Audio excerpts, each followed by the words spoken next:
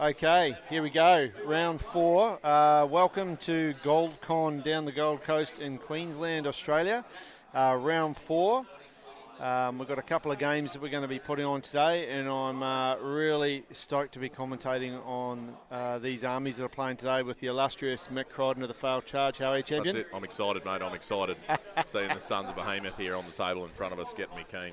That's it. Oh, I love it. Okay, so just waiting for that to get. Is that getting moving? But no, it's not moving yet. No, we'll see. We have had some technical difficulties this morning. we have had a couple. That's it. Okay, well, hopefully someone will come in the chat and tell us if we're talking or if we're working and everything. If we're working. We might get Jim to come and have a look at the Twitch and make sure that's coming up. Okay, so what we're going to do, so we've got a couple of really interesting matchups today.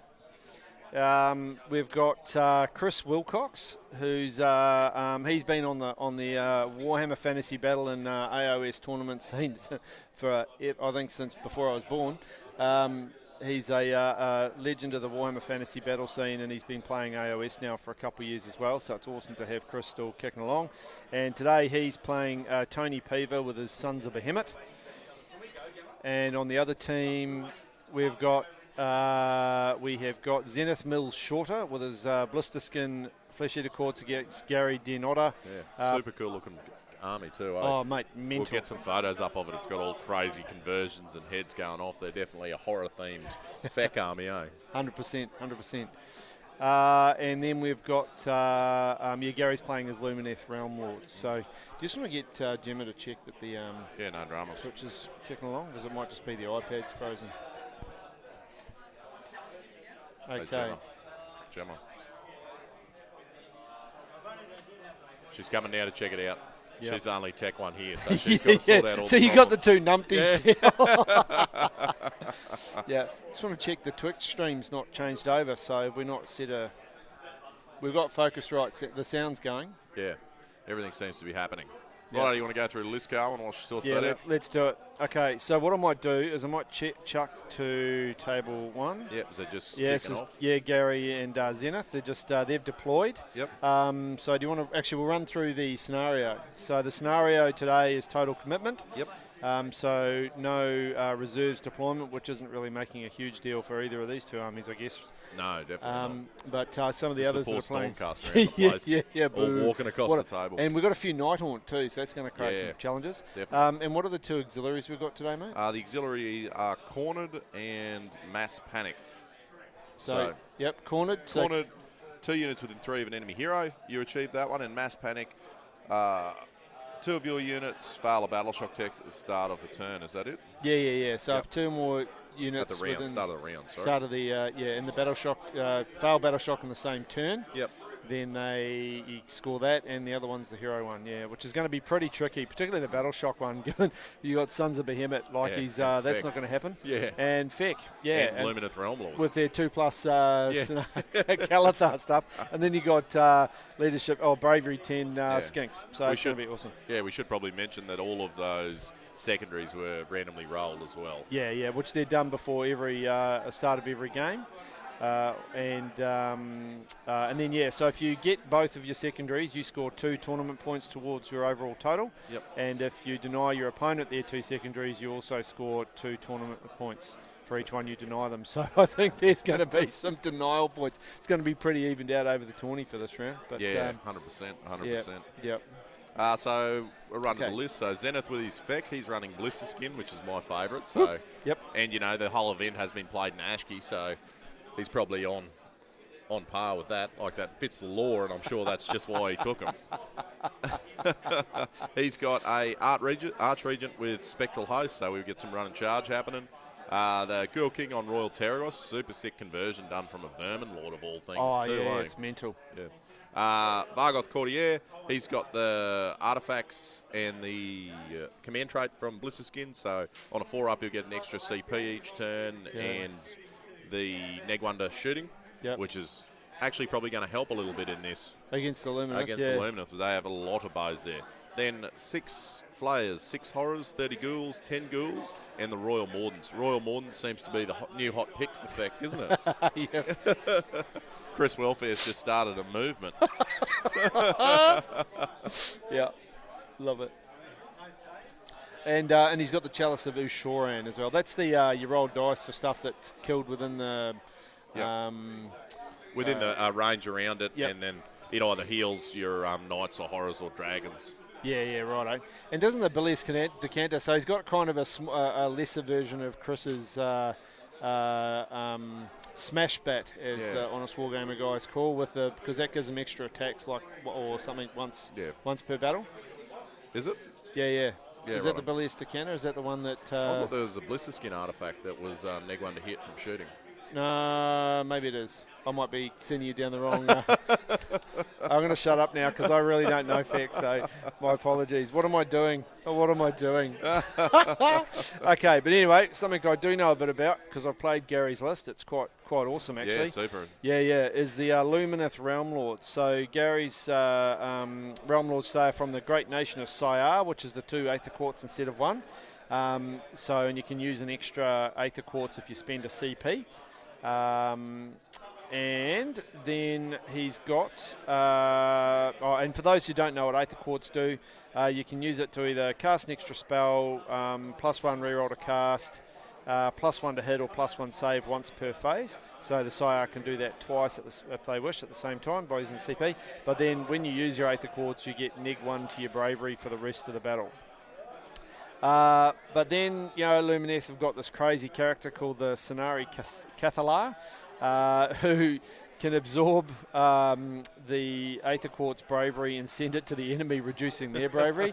It's like, well, what's the point in having the neg if you can just give it to someone else? Yeah, that's exactly right. Yep. Turning a negative into a positive. Yeah, that's it.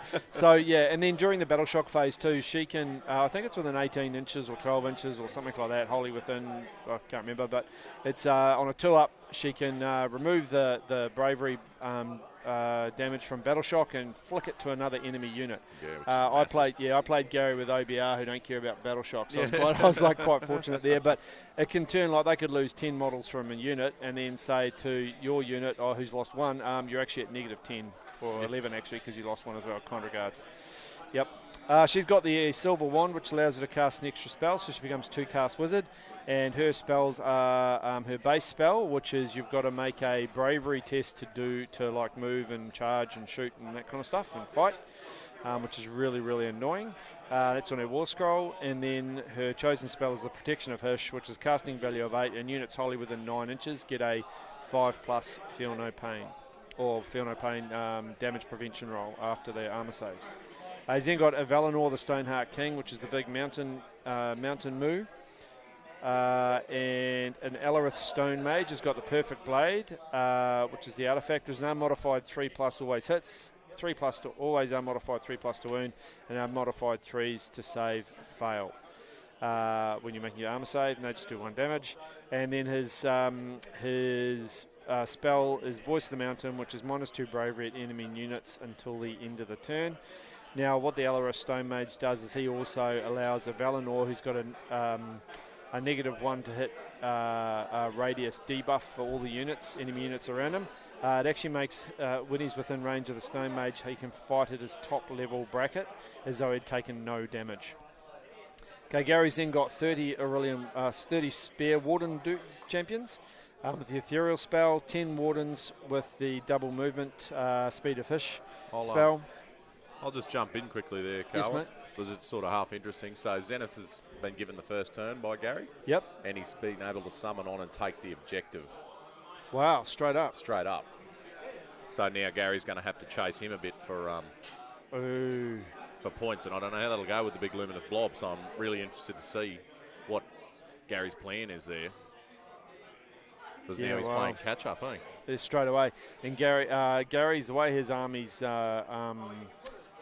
built is it sticks around a big castle that then moves slowly forward. So anything where he either gets pinned back, which is the other thing I thought Zenith might do, actually is try and pin him in his deployment zone. Yeah. But there's a lot in that castle, and Zenith doesn't really have the units, I guess. No, they've definitely got killing potential too, especially if you're charging them, eh? That's it, yeah. Because as you can see there on stream, he's got all of the wardens, all of those guys are kind of touching each other.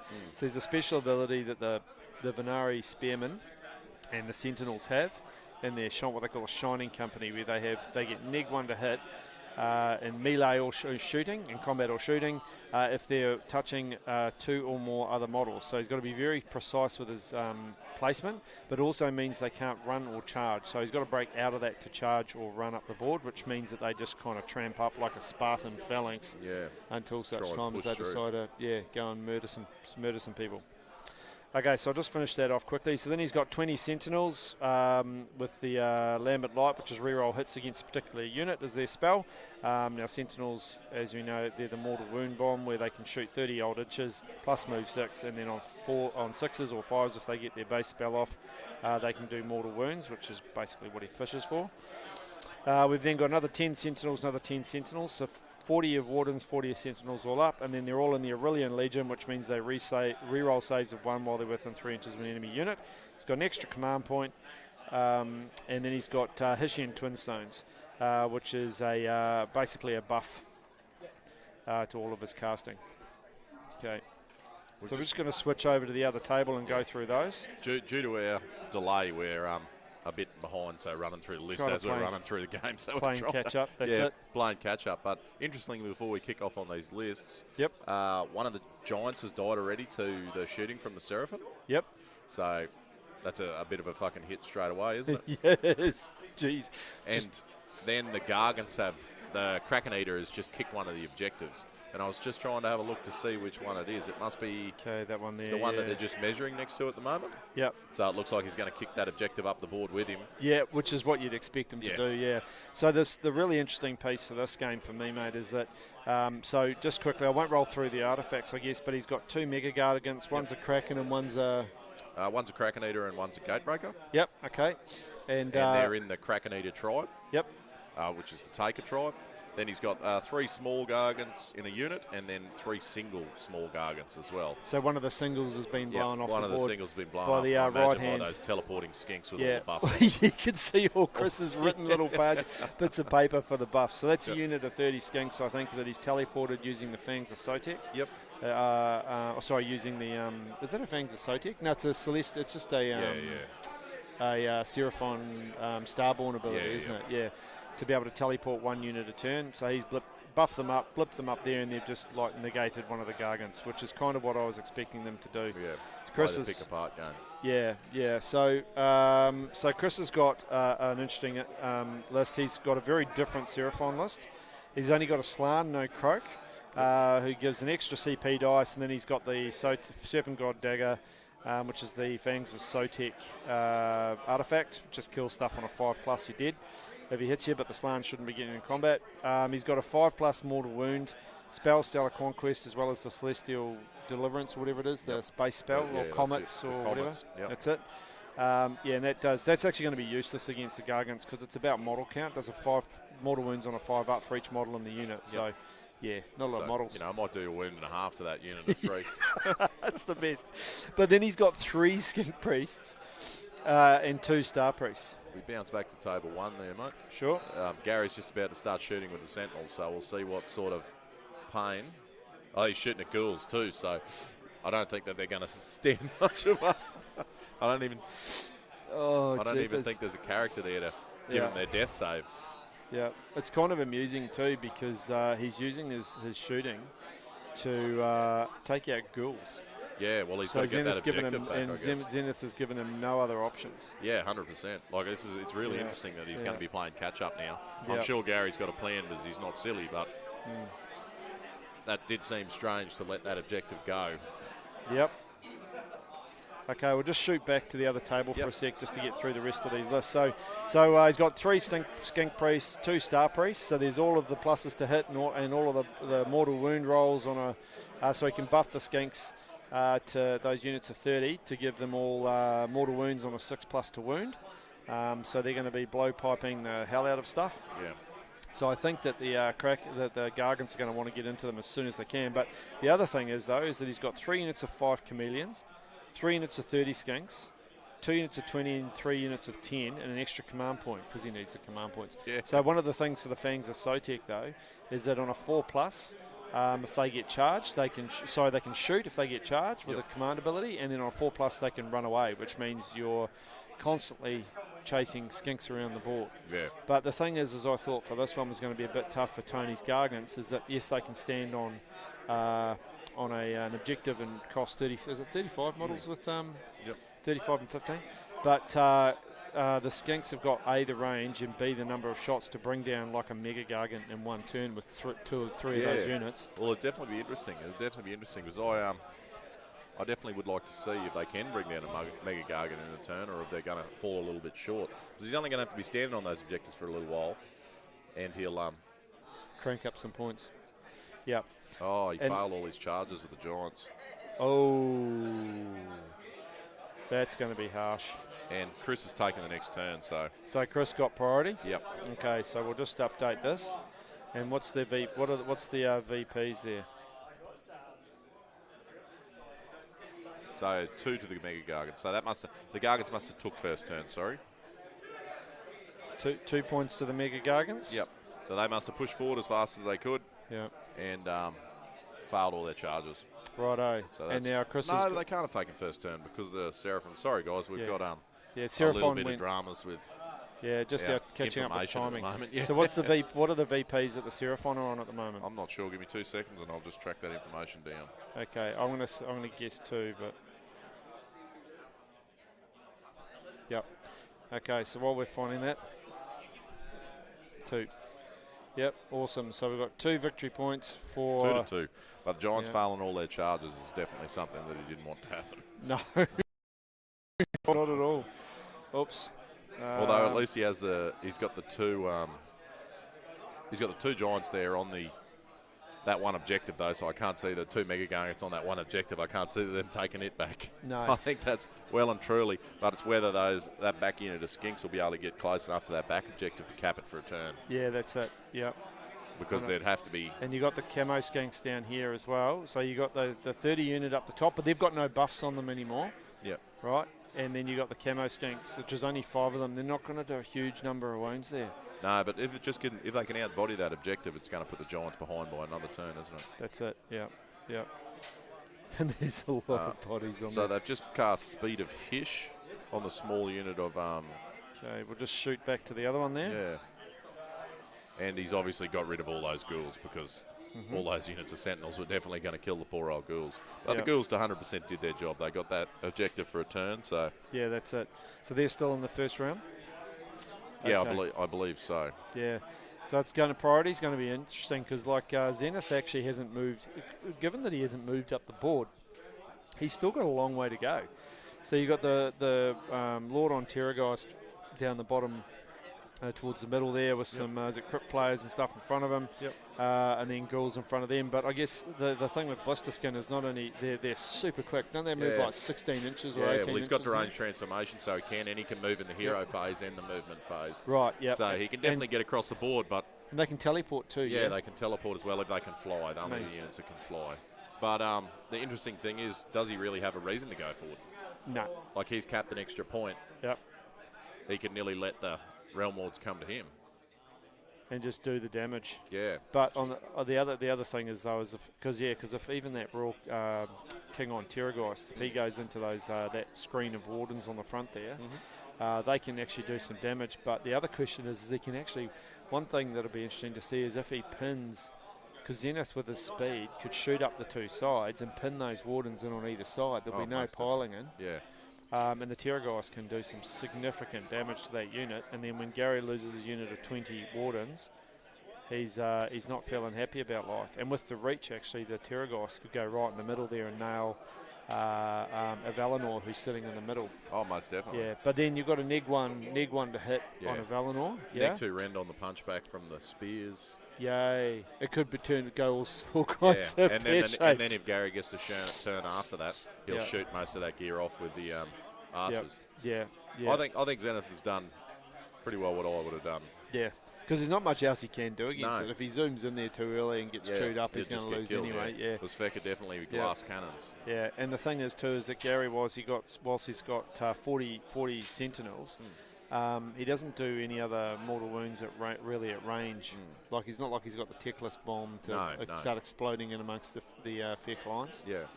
Yeah. Yeah, 100%. I think we're getting some teleports happening over here with the skinks as well. Okay. Also, a bit of information for those that are interested. One of our other top tables, which is one of the picked lists for the tournaments, I'm definitely backing it. The Daughters of Kona with Corey. Yep. First turn, he was able to bounce Marathi across the board and kill Jai's Keeper of Secrets just straight away. That's game over for Jai. Yeah, I definitely think it's going to be a rough game for Jai's lawnmower. Slanesh.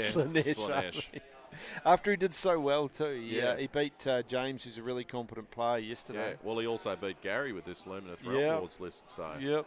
So they've got some surprising stick, the Chariots, with a few wounds and not degrading and a 4-up save. Yeah. Yeah, surprising. So here we go. So we've got Seraphon moving up, as we'd expect, to screen out the Gargants, whilst they hope the rest of the buffed up Skinkies are going to be able to do the damage. It looks like he's spread a fair few buffs out there too. He has. But then he's got heaps. He's got 3 priests and 2 star priests. So he's got 2. I think the star priests, I think, are the +1 to hit. Yep. And then you've got the skink priests are the ones that do the mortal wound buff. Yeah, and the shooting, the run and shoot. And the run and shoot. Yeah. Oh my gosh. But he's not going to need to run because the Gargants have come straight at him. Yeah, that's it. As you'd expect them to. Yeah, 100%. Yeah. Because they really need to get on one of those other objectives. But I just don't know if that back objective is a bit lightly defended there. It is. Well, I mean, it you've depends still if got that second giant might be within range of 6 of it. Yeah, and then he's still got the unit of 3 man crushers too that can run back there really quickly. Yeah, 100%. And defend that. So it's the same old story. You don't want to be chasing in this scenario, do you? No. So target priority is really key. I actually wouldn't have pushed those skinks up that far. Yep. Because he can't move that Gargant away from that. Like I guess he can kick it, can't he? Yeah, but what happens if he kicks it? Oh, he doesn't have to kick it the full distance, does he? No. Either. So it's not like if he rolled a 12, he's like, he'd have to kick it past him. No, you can kick it up to him where he wants to be. I reckon that'd be pretty funny because you imagine the look on his face if he's booted it and then it's ended up right next to a big unit of skinks and he's like, oh, whoopsies.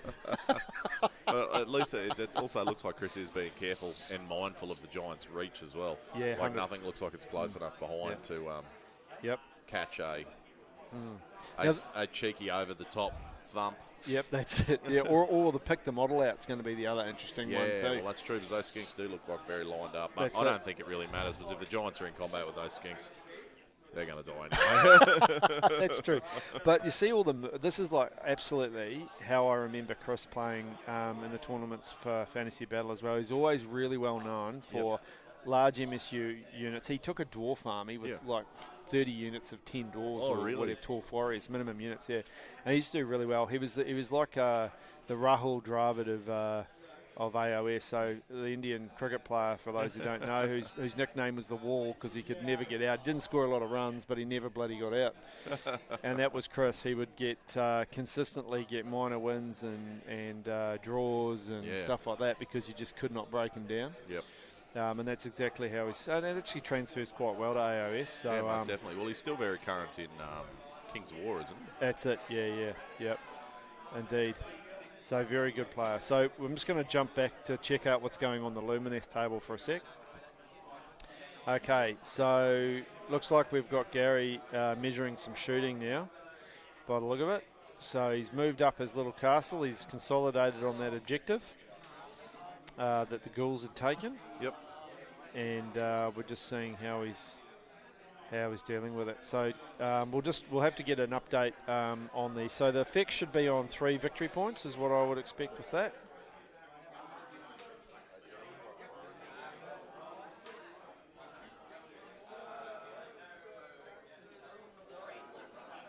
So I'm just going to update the VP. So they should be on 3. 2 to 2. 2 to 3 must be, because he. Because he tagged that extra. But the interesting thing is too, Zenny with the Flesh Eater Courts has 1 priority and gave it to Gary. That's awesome. So Gary's just finished his turn, so he'll have 4 objective points. Oh, has he just finished, is he? Yep. Okay. So he's on Zenny's 3, but coming into Zenny's turn. Yeah, right. So it looks like Zenny, it worked for Zenny though. It doesn't look like he took any damage from that turn. Yep. Nothing of any consequence. And then he could have just healed it up anyway, couldn't he? Yeah. Because he's got the with the courtier and whatnot. So that's the other thing. Like, he does have enough healing that he can kind of... So the Gary's just withstand taken the a fire. heap of damage from volcanic terrain.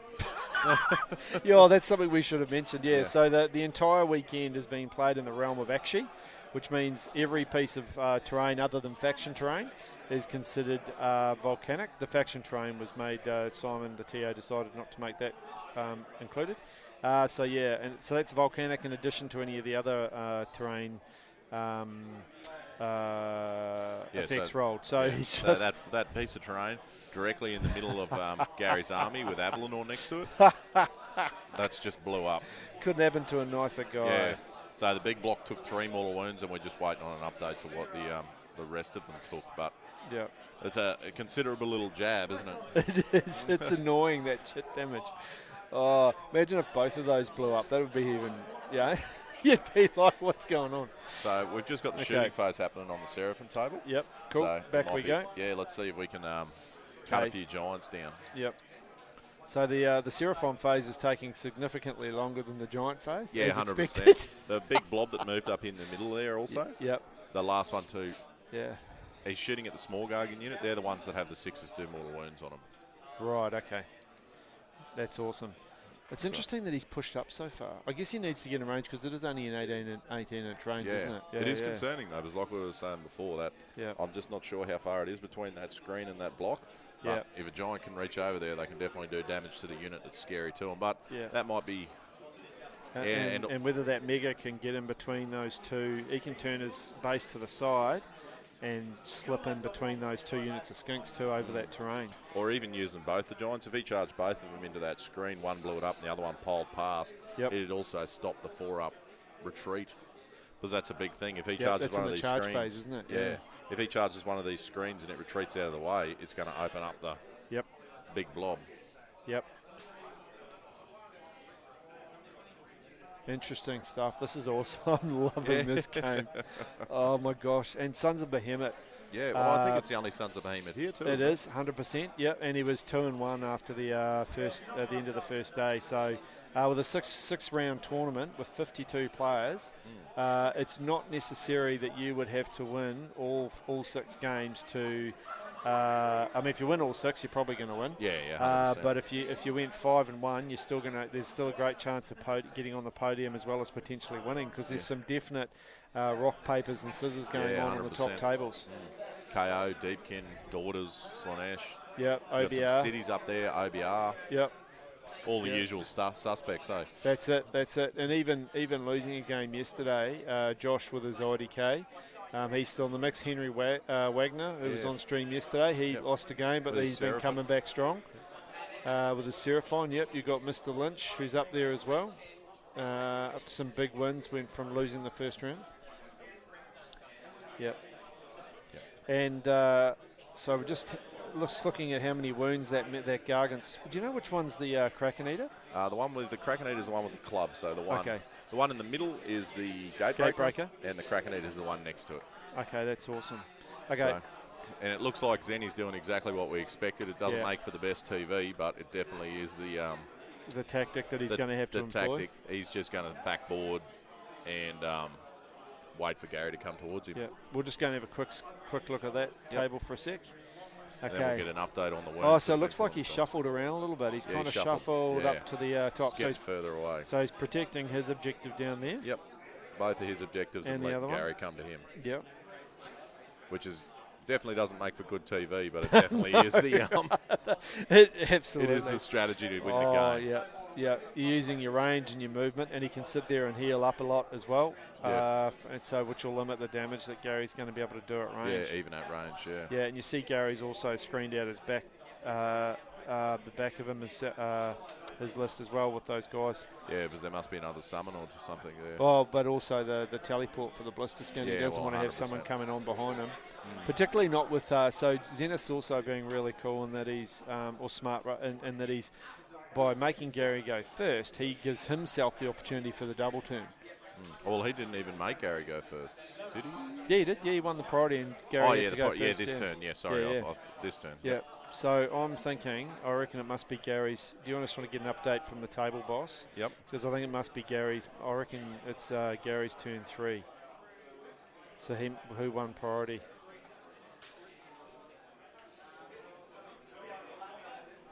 Okay, so while we're getting that checked out, so it looks like he's yeah, that's Gary's turn 3 that's yep. coming. Let's go and see what sort of damage has been done to the Giants here. Yep. Hold on, I'm just going to update this one first. Yep. Just so that we don't. Yeah, so we got the VPs, but pretty much though, I think the story is going to be the FEC are one ahead until the Realm Lords walk across the table. Yep.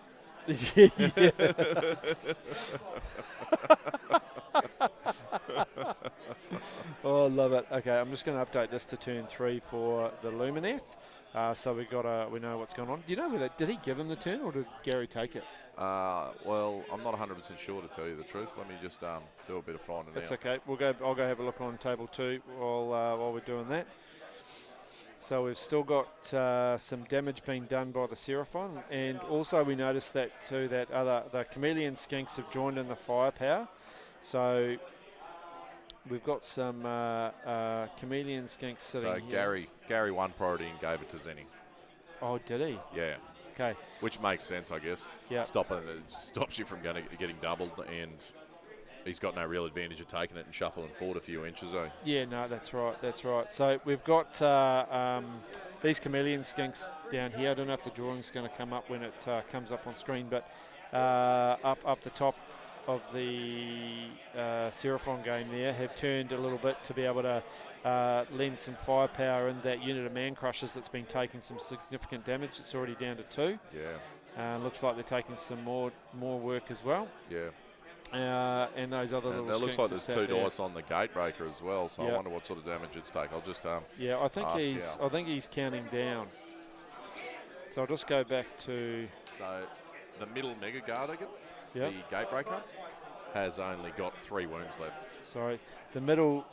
Oh, sorry, that was the little Gargan. The little Gargan's only got 3 wounds left, so Yeah. he's counting down instead of counting up. Okay, no worries. We'll flip back to the Lumineth. Okay, so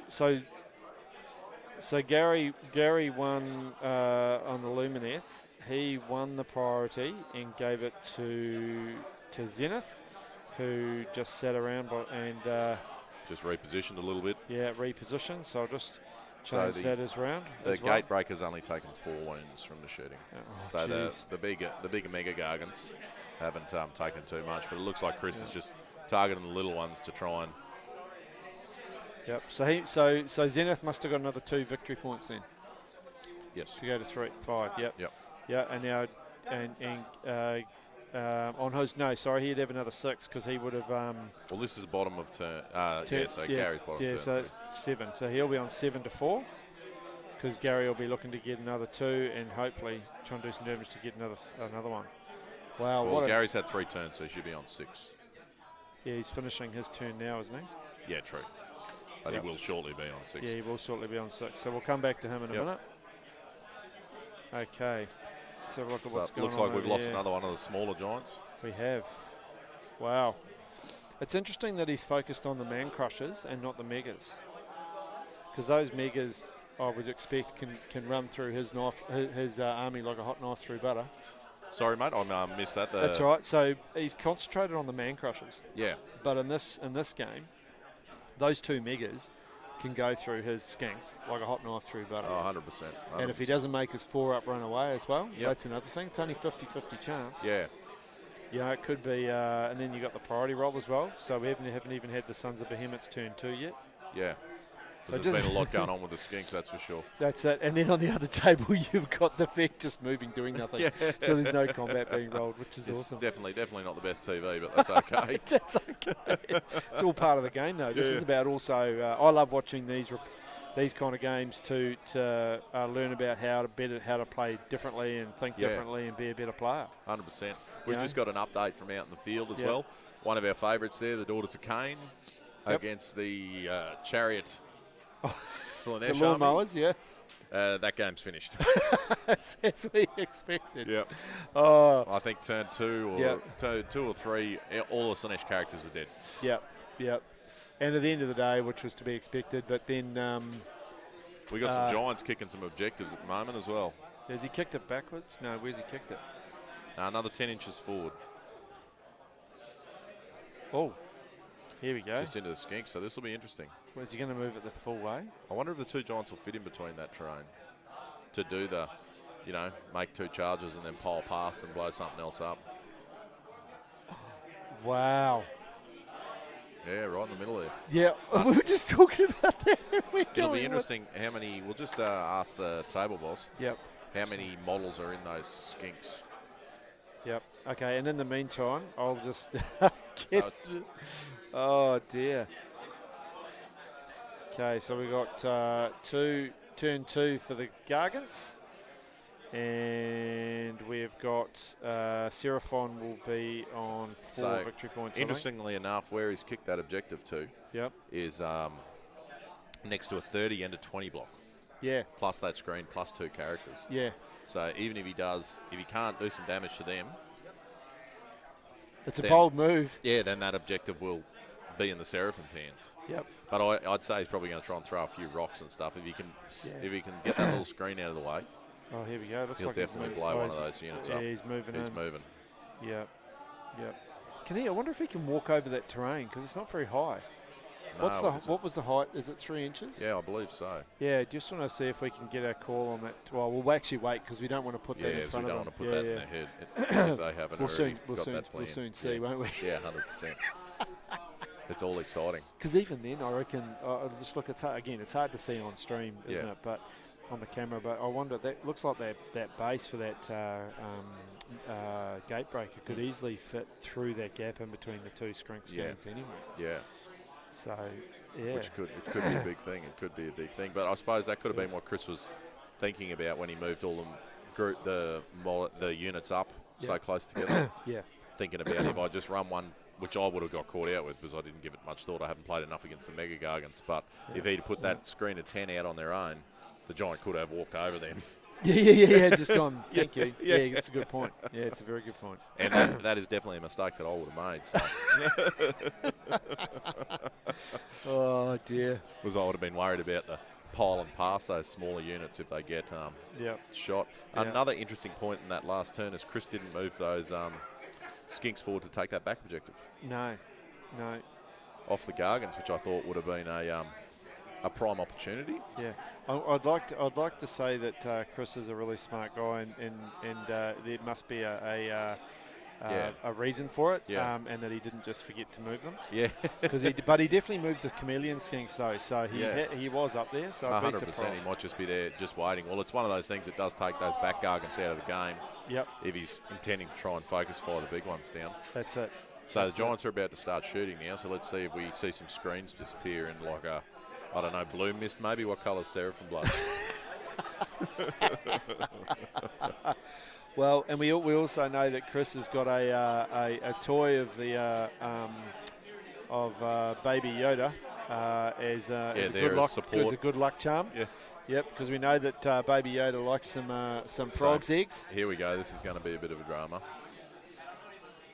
So maybe he's got Baby Yoda there to galvanise the skinks and say, get moving, otherwise you're going to eat all your eggs.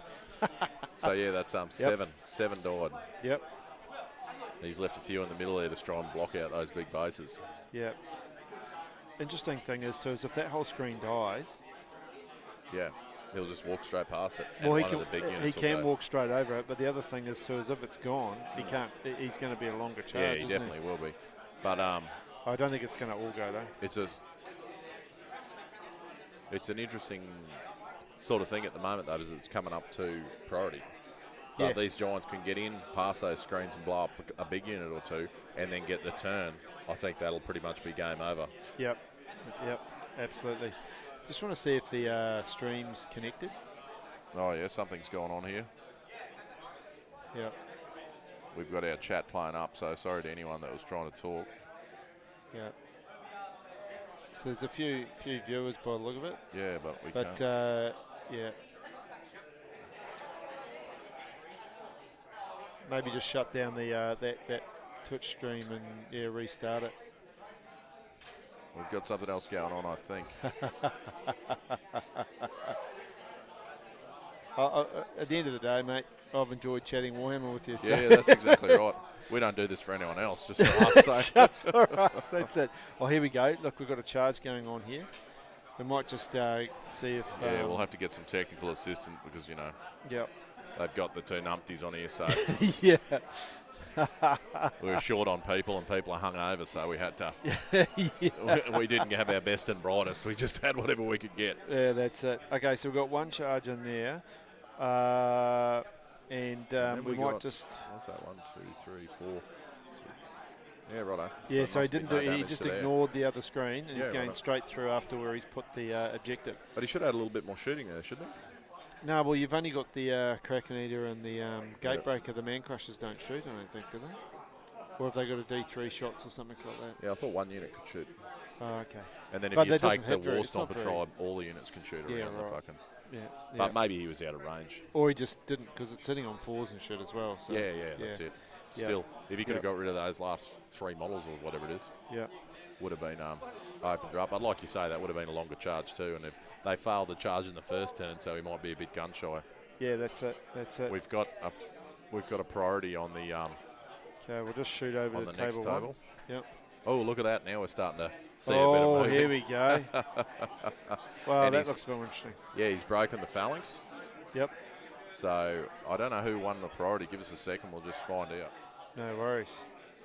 Okay, but yeah, so we've got Gary's moved up there, and he has pushed up with the big unit of 20 Wardens and broken the phalanx to create some board control, supported by Valinor. Now Valinor's got a -1 to hit bubble. Yep. I think it's within 12 inches. Zenny won the turn too. The Flesh Eater Courts won the turn, Yep. and then he decided to take it. Okay. No, right. So Zen decided to take the turn. Yeah, sure did.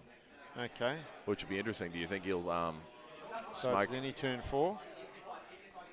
So Gary's on 6 objective points total. Yep. Okay. Yeah, and Zenny's still on 7 as it's coming into that turn. Yeah, wow. So Gary split up in turn 6. Sorry, in turn 3. Turn 3, yeah. So he's split up there. He's forced the issue. Yeah, most definitely. Yeah, which is smart as well. Yeah, most definitely. Yeah, and but then backed up. Even though they've lost their -1 for the Shining Company, they've still got their Valinor bubble. So it'll be interesting to see what happens with Zen's movement here. Yeah, well, it's interesting because the Lumineth is still playing the FEC's game, aren't they? They are. And It's now the actually- FEC will be able to push in, Yeah. and without the Right, phalanx, here we go. So we've got some bit of summoning going on. Yeah, summoning going on the back there with some probably some crypt horrors, I think, Yeah, coming on the back just to create some annoyance. that's it. Just to make them think about. The more things they got to think about, as Yeah. long as it doesn't work on you as well. Yeah, that's it. And then, but it's just sometimes this game blows me away that Zen has done no commitment, Yeah. just shuffled around and yet controlled the game. Well, the thing is, he didn't even pay for the unit that he took that No. objective with. It's the So it best. was literally a zero risk situation, wasn't it? Yeah, that's it. That's It's it. just throwing the ghouls down. They've captured that objective for a turn, and then the Lumineth are chasing. It'll Yeah. be interesting now to see. Oh, if so those hold on a sec, mate. Those ones up the top there have just been taken off the table. So I don't know whether he's chosen not to summon them or. I'm not sure. Let's have a bit of finding out. The other table, though, Yep. we had one of the Mega Giants roll a +1 for their charge again. They're just not keen to get into combat. Although the Kraken Eater did roll into a success, and then it attacked first. So, Right. like we were talking about, I'd say that Gatebreaker's going to pile past that screen now. Yep. Because the Kraken Eater's killed them all, Yep. and it's going to have a chop at one of the bigger units. Yep. And it also looks like both those Giants will be within 6 as well. So they'll definitely be retaining that objective. Yeah. Was it 70? Yeah. Carrying your 70 models. Oh, that's the best. Oh, and we've got the Man Crushers have charged into the other small screen of skinks as well, who have now piled in around the Man Crusher. So one Man Crusher, those little unit of skinks, they could stick around for a bit. The Man Crushers do have some decent output, but I think they're only hitting on 4s. Yeah, Zenny did take that summon back also. Oh, I Dropped decided some not models to. down, and then he decided against it. Oh, playing with Gary's head. He's like, just remember, mate, I've got these summoned models sitting here. He'd Yeah. go, oh! Well, I think what had happened is he'd sat them there to set them up, and then they'd measured how many models Gary had within range. Right. So it wouldn't have automatically took the objective like Zenny was planning. Right. So he decided to keep it up his sleeve, because I suppose it's worth nothing. Otherwise, he's going to set him up there, and then the archers will shoot him off the next turn. Yeah, that's Although he it. might have made a long bomb charge there. It's hard Yeah. to tell on the stream how far Yeah. that Yeah, well, it's a 9-inch. He would have had a 9-inch Yeah. charge. Do they get bonuses to charge blister skin? Okay. So he's moving the ghouls out here to have a bit of a create a bit of a protection around the objective and the screen out. I bet you all those ghouls are right on the 6. Yeah. That's it. And then you'd expect he's going to move the Terrorgeist out. Maybe. Well, what we might do is go back and see how this combat's going, and then we'll come back. Definitely looks like Avalanor's there, waiting for the Terrorgeist though. Oh, 100%. And he can take him down. Yeah, that's it. He's like, you can have those little spear boys. I don't care about them. Yeah. And then the mountain's coming down. Drop some pain. Yeah. Oh, that's awesome. So, I love it. Okay, we'll flip back on the other side. Let's see what these Mega Gargants are doing. Yep. So there's a lot of dead skinks there. Yeah, that looks like there is. So there's only one. There's only one up here on the little. Oh, Tony's just throwing his head back, so he's obviously failed something. And one skink survived that combat. That's it. The baby giant couldn't kill the last one. Yep. So he's tagged. Yep. Oh, well, tagged. Depends how battle shot goes, I guess. Oh, their leadership 10 though. They lost 9. That's he'll be fine. He roll a 1 or a 2. A 1, sorry. Oh, love it. Yeah. That's the best. So, but then, because it doesn't look like there's actually any heroes around there either, so I don't reckon he's going to be able to. No. So the heroes are definitely back in front of where those Mega Gargants are. Yeah. Yep. So they're directly behind that larger unit, the block of 30. Yep. Oh, so here we go. Here's the pile-in. Yep. Here's the pile-in. That was the concern, wasn't it? Yep. Let's see what this Gatebreaker can do. Because it has the artifact that gives it exploding 6s too, doesn't it? Yeah, he does. Yeah, and he hits on 4. Yeah, 10 attacks. So yeah, if he pops a couple of 6s, that can be big rend and big damage. I don't know what you're talking about. Yeah. I've never experienced that at all. Oh, I didn't think you had. The OBR seemed to just shrug it off like it was nothing. Oh, and then there was a turn where you like roll 4 6s or something, and my unit of 20 Mortec just disappeared in a sweeping blow of bone and explosions. Yeah, that's it. Damn harvesters. Yep. Okay. So, actually, do you want to see? Maybe we should see if we can get an update from the ground. Yeah. See what's going on. Yeah, in relation to what's going on there. Yep. Okay. So we'll just flip back to table 1 for a sec while we have a look at what's going on there, and we'll come back and see how many skinks have been obliterated. So interesting is that Zenith has again moved out a bit, repositioned, and then left the Ghoul King on Terrorgeist sitting in behind the unit of ghouls. Yeah, close to the behind the unit of now ghouls is he as well. moving up there or is he charging? It definitely looks like something's He's just on. moved up. So it looks like he's almost using the flares to screen out. So the Gatebreakers just started fighting that unit of skinks. Yeah, I thought we'd come back and just see how many are dead. Three damage went through. 3 damage just went through. So right. Hopefully that's not out of the 10 attacks. No. Let's hope not. Otherwise it'll be a lot of sadness. That's my phone. I'll just check the Twitch stream. Yeah, see if this. I don't know if our little stream tablet's working here. Yeah. So I'll just jump on and have a look. Jump on and see if we can see it on our phone. Yeah. Oh yeah, so it's moving okay. I think it's just the tablet. Yeah, it's just the tablet. Yeah, right. I'll leave my phone up just to so sorry guys. Yeah, we'll have to yeah. You know, technology, especially on the last day after a big night. That's the best. Oh, love it. Okay. Oh, there we go. So he's made the charge. Yep. Pinning that big unit down. Yeah, big time. Do you reckon he's going to do enough damage to... well, they do mortal wounds, don't they? The flares? Yeah, they definitely do. Yeah, and we all know that Lumineth don't like mortal wounds. So Gary's measured. I'd presume. Ooh, that looks. He's in. No, I think they're in easy. Yep, they're in easy. That'll be a neg 1 to hit on them, which really hurts them. Yeah. But they'll still do the mortals though. They're probably fishing because at the end of the day, he hasn't got a lot of guys in there. Yeah. Hasn't piled in much either. No, which means he's just wanting to tag him. Kill him. He just wants to hold him there. Yeah. Because he's sitting pretty on VPs. That's it. He's still controlling the game. And there's only one more turn left after this too. Yeah. I reckon Gary's left it too late to move up the table, mate. Yeah, just letting that. Well, it's one of those things. It was so far to go. Yeah. But he needed to start moving. So 4 damage went through. Yeah, I guess he started moving in turn 1, didn't he? Yeah. Still got a little way to go. But it was just that little objective, getting that point up from the summoning first turn. It's really hurt him. That's it. And it's really interesting, I think, in terms of people talking. There's a lot of talk in the community about how powerful LRL are. Yeah. And this build looks really, really tough on paper with heaps of shooting, really good combat. Yep. But this is the issue, is it can get pinned in. It can be sitting around its castle too long. So you've got to be careful. If you don't use it correctly and you don't play the objectives, can really sit you on the back foot in a big manner. Yeah, 100%. Yep. Okay, so we'll shoot back and have a look at what's going on table 2 there with the how many skinks are alive. Not many. Yeah, well, I think the Kraken Eater through like 26 damage or something. So yeah, right. So that's a unit of 30 skinks. Pretty much gone. Oh my gosh. We've also just got a bit of an update from the field. Excitement. Yeah. Oh, I'm excited. What's going on? So Adam Norris's Bloodthirsters. Oh yeah, the five Bloodthirster Balfour Lord. Yep. That's it. Versus Blake Kerwick's Archaon. Yeah, Zenchio Duplicitous Host. Yeah, so Archaon's rolled in, put 2 of the Bloodthirsters in his sword, and then died. That's the best. I said to Adam he should have a chat to Blake before the game and say, mate, if you don't put at least 2+ Bloodthirsters in your sword, you need to buy me a drink. Yeah, that's exactly right. You just lose. Yep.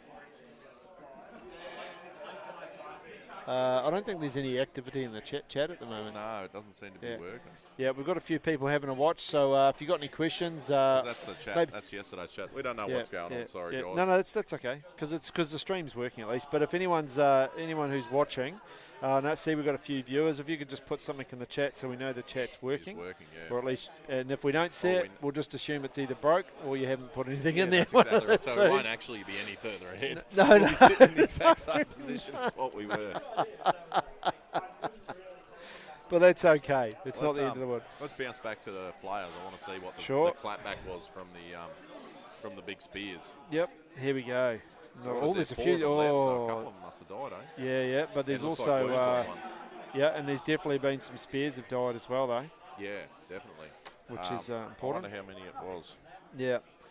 And then again, just going how it's interesting that the king on Terrorgeist is sitting in behind the screen of flares. Precariously sitting there. Yeah. Well, I guess at the end of the day, he can then leap out from behind there. The Sentinels are going to have to pile in towards the ghouls. Yeah. Because of the fact they're being tagged on one end, and when you pile in, just for those who are watching, if you don't know already, you've got to pile in towards the closest model, not necessarily the closest model that you're in combat with. So it can really stretch when you've got a stretched out line like Gary had. That can be really dangerous. Yeah. The other thing is that a Valinor can't just walk past them. No, that's exactly right. So Gary is well and truly pinned in there, and that's going to create massive got time another problems. 2 objective points. 2? Yep. Okay, so we'll just update that, and I guess that means that... so it's just going into Gary's turn now. Yeah, so Gary's going to be... So we're talking 9 to 6 at the moment. 9 to 6. And now I'll just update this so we know that it's Gary's turn 4. Okay. Righto, so we might leave that there, and I reckon what's going to happen here is this Ghoul King on Terrorgeist here is like, depending on what happens, he can now just leap out of there and nuke some more Sentinels or Avalanor if he wants, or what I think would be really funny is if you had one of the Blister Skin units. Can they teleport out of combat? Yeah, I believe so. So then maybe they could teleport those Crypt Flayers over here, that unit of Venari to get that little objective over there and go even further ahead. That'd be hilarious. Or you could bring on the Cryptoras as well and do the same thing. So we're going to see some really interesting moves here. Yeah. And a really, really tight game from Zenith that's put him in a great name, great guy, great list. Yeah, that's exactly right. And it looks cool too. We'll put up some photos of it. And we should get a photo of, my pen's just exploded. That's hilarious. Springs have gone everywhere. Michael's face is like, what? I don't even know where the top's gone. That's all right. We don't need the top. Just use that. I've got another one in there. Oh, that's hilarious. Just see if Gemma can find it or something. Oh, dear. Okay, I'm just going to go back to, so while the Lumineth are doing their extraordinarily long hero phase and movement and stuff, we're just going to go back to the other table and just check out what's going on here. So we've got some Seraphon movement here. So we just need to find out who's won the priority there. It looks like it's either... It looks like... Did he drag... No, he dragged the Seraphon in. So I think by the look of it... So we've got some more volcanic terrain exploding. Oh, around the Lumineth. No, on the Giants. Oh, sorry, on the Giants, yeah. Oh, none exploded. Yeah. Okay. Yeah, so is this Seraphon turn 3? And what's the VP for the Sons of Behemat? Oh, thank you, chat. We did have, thanks to BKZ52 for letting us know that there's someone in the chat. That's the best. Thank you. Appreciate it. That's awesome. Oh, dear. So, bit of fun. So we're just finding out who won priority. So Chris won priority with the Seraphon. Okay, so Chris won the priority with the Seraphon again and has taken it again. Yeah. You can see there that he's poled in a bit with that unit of 20 skinks, just tagging that big the Mega Gargant there. And the Giants must have got, yep, what, 3 or 4 points? Yeah, they'll be on 4 points, I think. Yep, and Chris has got 11 summoning up his sleeve now. 11 summoning? Yep. Okay. So that's going to be interesting, isn't it? And he just got 2 more command points from the slam. And 2 more CP. So sitting on a big bank of command points. Yep. Yep. And then you've got, so Tony's on 4 VPs. Wow. He's got 8 command points now. 8 command points. That's a lot of running away. A lot of reroll ones as well for shooting. And a lot of rerolling that's battle shock immunity. So those skinks, the Gargants are going to have to do some serious damage. I think the Skink's going to be working hard now to try and I think catch it's up on points, though. Oh, I don't think so. Like, at the end of the day, I don't know. Like, because they can easily take... Yeah, but they can easily take this Gargant down. Well, I haven't yet, though. Yeah, but now you've got combined shooting from 1, 2, 3, 4, 5 units. Yeah. If the Giant goes down, yeah, it'll definitely... But even if the Giant goes down, he won't take that objective back. Or he could move the Skinks around. Yeah, as long as there's enough of them there. And charge them in. It's probably a 30 and 20. Yeah, and then if they're buffed up with the wounds, the 6 mortal wounds, then they can run in and do some damage as well. But if he's only taken 3 wounds, that means he's got 32 left. Yeah, something ridiculous amount. Yeah. That's a lot of wounds, Michael. Yeah. And then we've got some game to play up here still, in terms of the other objective. Because that's the other thing. If he comes in and can take that objective, doesn't really matter what happens down here, to a degree. To a degree, yeah, depending on what. Because that's the Giant turn's coming next, though. So if he doesn't get rid of one of those big Giants, he's going to be in trouble, I reckon. Yeah, because his objective is down here, which is still screened out. Yeah. Then he's got the other little one up here. He could actually run that 10 unit of skinks over here. That's protecting the far right on the screen objective. Yeah. Come screaming into the middle to lend some firepower. Yeah. Because at the end of the day, the Gargants aren't going anywhere near it. No. Or he could teleport them. Because he can, that's the other thing, Fang Sotek, teleport. Most definitely. Yeah, so that's where this... I can't see where the objective of the Giants kicked down is. It's down under here somewhere. Sorry, I'll just see if I can draw it on the screen. It's down, I believe. I'm pretty sure it's under here somewhere. That's a really horrible drawing, but at least it's hopefully doing the job. Yeah, that's it. We know roughly where it is. Yeah, that's it. Because that'll be interesting. If both those objectives are under that one Giant, if he can take control of that, if he can kill that one big Giant, like realistically, if he can shoot it down and then kill it in combat so he gets all those skinks around there, will be a... Because then he'll take the Giant's objective. Yeah, that'll put him ahead. At that one point. He'll actually have 1, 2, 3 points. And plus, 4 if he can, possibly, if he can stuff that, that could actually put him. That could actually be the game over for the Sons of Behemat. Definitely put him. Because they're never going to get this one. No. Yeah, I wonder if he teleports that unit of skinks there on the right hand side. Yeah. I better use it. Should I use the drawing tool again, just because I can? Try and be a little bit professional, even though we definitely that unit there, if he teleports them in here, into that area there, so they're screening the big unit, a 30, plus they're threatening that objective, because I wonder where 6 inches is from that objective. If it's like in there, they might be able to get close enough with a teleport to pick it up and take it off the Sons of Behemat. Yeah, 100%. Yeah. Although Although that's not how I enough, know you'll that's need not the enough. big You need the unit. big unit. Sorry, I keep forgetting that. Yeah, they just count It's for so. so much. Oh, that's Yeah. so. Okay, so just ignore all of that. But even one of those things that's But at least screening it, putting 10 more bodies, making Yeah. sure those 2 man crushers can't scream over and smash can't the go 30. away from that objective, eh? Yep, 100%. Yep. Is that 2? That's 2 single man crushers, Yeah, though. 2 single man crushers. Yep. Let's Okay, let's jump bounce back. across the Yep. other one and see what's going on. Sure. Oh, actually, yeah, yep. Okay. So they got the speed of Hish on them, so they just moved 18 that unit of spears, which is very interesting because where's the objective on that side? It's down here, I think. What's Yeah. actually protecting it? I don't know. You'll have to ask the. I'll ask that. Yeah. So I'll ask I our think table boss. the other FEC objective is just here, which allows. I think we'll just find out what's protecting that objective. In the meantime, as you can see there, the Lumineth have bolted down there. So the only thing that's sitting on that objective is an endless spell. Just an endless spell. Yep. Right. So I don't. Okay. It doesn't look like that 18's got him close enough to get there, but Yep. it definitely has opened it up. Yep. But Okay. is that the top? Is this the top of 5? No, this is bottom. This is the bottom of 4. So this is Gary's 4. Yeah, Gary's 4. So this yeah. is very interesting. Indeed. So you got look at the flags here. So I've just been checking out the Twitch stream. Our drawing tool's not working, so they can't see any of the stuff I drew on the last thing. So they were let's, beautiful too. So Oh, yeah, well. just so everyone knows, it looked really professional. Like, it could have been known as a work of art, but you'll never know now. It's just Jeez, one you're of those prove me wrong. gosh, you're a good man. Oh, love it. Okay, and here we've got the other LRL have zoned out to stop the you got the wardens on the far left objective there have zoned out to make sure that he can't teleport So this- anyone. Yeah, this priority is Just going to be encircle very it. interesting, isn't it? Yep.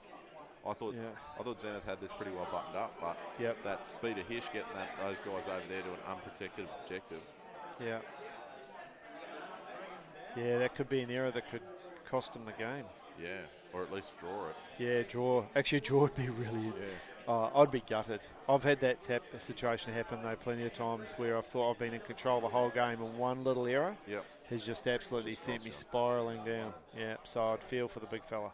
It's one of those things. Yeah. He's still got a bit of summoning up his sleeve because He he didn't does. have those other units on. Yeah, but it's priority that's the key thing, right? Yeah, 100%. But even if Gary gets priority, he's only going to score. He's only going to match Zenith. Yep. And Zenith could If actually. Zenith can get one of these other objectives back, like the one with the 10 wardens around it. The 10 wardens around it. There. Yep. Like it's definitely clutching at straws because you'll need to make that 9-inch charge. Yep. But Yep. But he could make 2 of them because he could summon on behind him and Yep. blip in front of them. Yep. He's got 2 opportunities. If he can do it with a character as well, it means he can re-roll with a CP. But the other thing is the Royal King on Terragos can come back up here and easily take that objective back. Because he should nom 10 Sentinels pretty easily. yeah, 100%. I'd say he'll take that one back because even the Terragos can go over there and take that. That's what I was talking about there, Yeah. Royal King on Terragos, yeah. The King on Royal Terragos, Yeah. sorry. But Jesus. it's worth remembering, I guess. But it Yeah. depends. Those front wardens could Yeah. pin all that in combat Yeah, if they make that charge. yeah, I doubt it because the Terragos will just kill them. yeah. But it is a That's consideration, isn't it? it is. Because he's also got. I wonder where the Archregent is. 'Cause So the Archregent's was just the down one- in here, I think. Down in the bottom right. Because the near the Archregent's dice. got the run and charge spell. Yeah, yeah. There's still heaps of play. Yeah. Okay, so we leave that there. So the Crypt Flayers have died. Yep. Yep, so that's they're dead, toast. So the LRL have done the job in terms They of must killing have them shot off. him off, eh? Yep, I didn't see you. I wish we would have kept a bit better track of that. Sorry, guys. yeah. So well, we'll just find out. Did they get shot off? We'll just ask the table boss I'll to see just if they ask got. the table boss. Yep. Okay. And so yeah, we'll see what happened with those Crypt Flayers and whether they got shot off or combated off. They sure did. They got shot off. They got shot off, right. So those Venari Sentinels are free to charge. Yeah, can't move, but they can charge. Which will be interesting. Okay, so we'll just quickly shoot back to the other table and see what's happening That with the game really Seraphon heated team. up, though. It's making a lot better TV now. As happens in the wonderful world of Age of Sigmar. So I believe after the hero phase, Yep. that single giant on its own, the baby one, let's call it, Yep. it only has a couple of wounds left. Oh, And now Chris is rolling into his. yep. There's movement movement phase. phase, yeah. Yeah, he's moving some of his priests back. Yep. But yeah, I definitely think it's left that centre giant on 2 or 3 wounds. Like it's, Yep. she's pretty well crippled. I really want to see the chameleon skinks run in and kill it in combat now.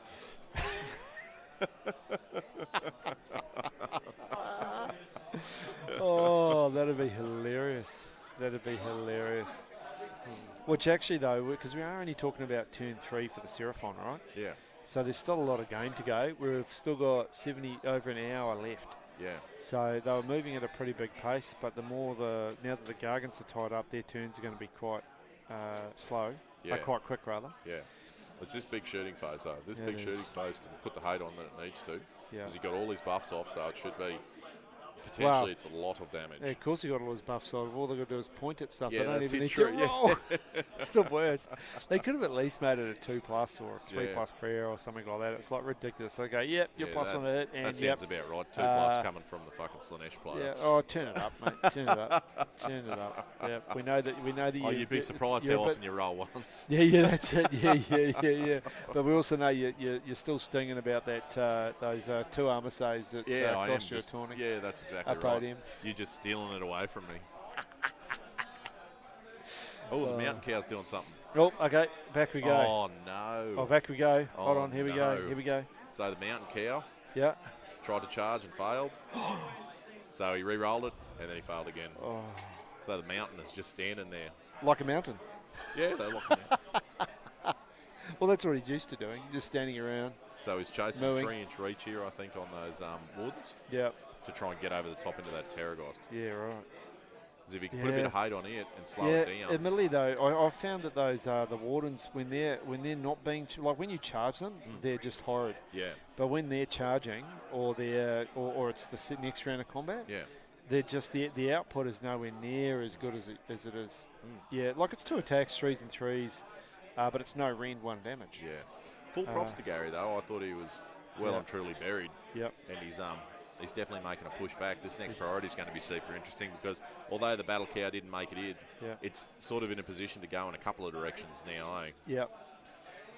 Yep, so he can either threaten an objective or he can... Like he can push forward to that objective. He can realistically, on a long bomb charge, I understand, but go back to the one that's surrounded or go forward to support the spears on the other side. Yeah, because he can't pin the FEC because the FEC can just either retreat or they can blip. Yeah, there's a lot of movement there and a lot of Yep, so he's got to do some serious damage. Yeah. Yep. Oh, this is super interesting. But it'll be interesting to see if he kills. Do you think you'd be going for the Terraghost, or you just kill all the ghouls and take that objective? I'd kill all no, the but ghouls. The ghouls were on the 6-inch line, though, weren't they? Yep. So he can't actually do that. Well, we assume so. Yeah, we assume so. Yeah. I would hope. Yeah, and Zenith seems to be a smart geezer, so you'd think that he'd push out that way. Yeah, that's exactly right. Yep. Okay. Yeah, I'm starting to... It would have been awesome to have those objective markers.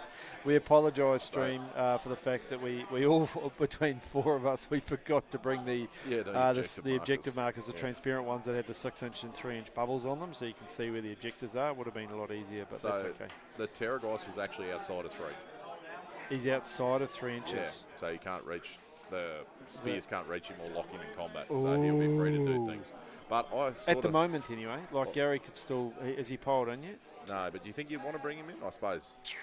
Not really. Because he's going to smoke that unit of fucking... Yeah, but if he doesn't, if there's even 1 left in combat with him, he can't move next turn. I'd actually risk it for the biscuit. Yeah, possibly. But because he's got 2 things for Gary. If he kills the ghouls, there's definitely going to be spears there next turn if he loses priority, eh? Yeah. Oh. Yeah, there's definitely a consideration for both, isn't there? Do you kill his bodies, but if he loses, or do you leave his I reckon you've got to kill the bodies. You've got to kill the bodies. Yeah. But at the end of the day, too, because he's got to kill the bodies. But he gets to attack first anyway. And if he doesn't kill the bodies, he's stuffed. Yeah, 100%. So he needs to pin in which case he would need to pin the Terraghost in there. But there's nothing threatening that objective if all the spears die. That's true. Yeah. Like if Zenith wins the turn, he then has to deal with that unit of spears. He can't let it sit there. Right? Yeah. He's got a lot to do it though. Like he's got all those flares down there, plus the archery. Well, they are horrors there, aren't they? The horrors. Are they horrors? Yeah. Yeah. Yeah. So they can go in and do some damage. Oh, 100%. They might just be able to kill that unit outright. Well, actually, they've got no rend.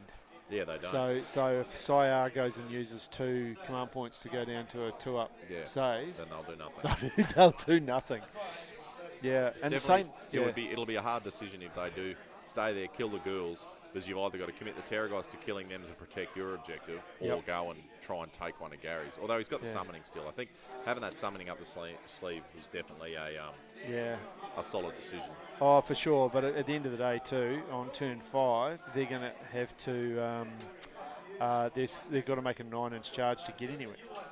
Yeah, 100%. Which is the thing. Like, he probably needed to bring them on in turn 4 to create some problems. Maybe on that left-hand side there to threaten that objective that Gary's now gone and encircled. Let's have a look at what's happening with the Seraphon game and see if we've see if any more big giants. No. I just don't want to know. I just don't want to know. How are we going? There we go. So we've moved so we're getting rid of that. It looks like Chris in turn 3 is wanting to consolidate and kill that Man Crusher, which will just leave the 2 at the top there. So the middle Gargant. Yep. So the middle Gargant here, the little Man now. Crusher. So the little Man Crusher's dead. Yep, he's been shot. Yeah. It's interesting you didn't move that unit of 10 over on that objective. Yeah, it definitely is. I mean, it's still got 2 turns to go, I guess. Yeah, but there's a fair bit of game left, I guess. Yeah. It just looks like it's further on because there's not much on the table. Yeah, that's it. Yeah. Oh, there's lots of skinks. There's still a bazillion skinks. Yeah. It's the war. But there's still the two heavy hitters from the Giants are still there, aren't Is that a debuff on that Giant? Neg 1 to something? I don't know. Let me just do a bit of finding out, though. Yeah, I think it's a neg 1 to hit for the enemy. Yeah. So it looks like there's a debuff down on that mega, the Gatebreaker. Is a neg 1 to hit for the Gatebreaker, which takes it from 4s to 5s.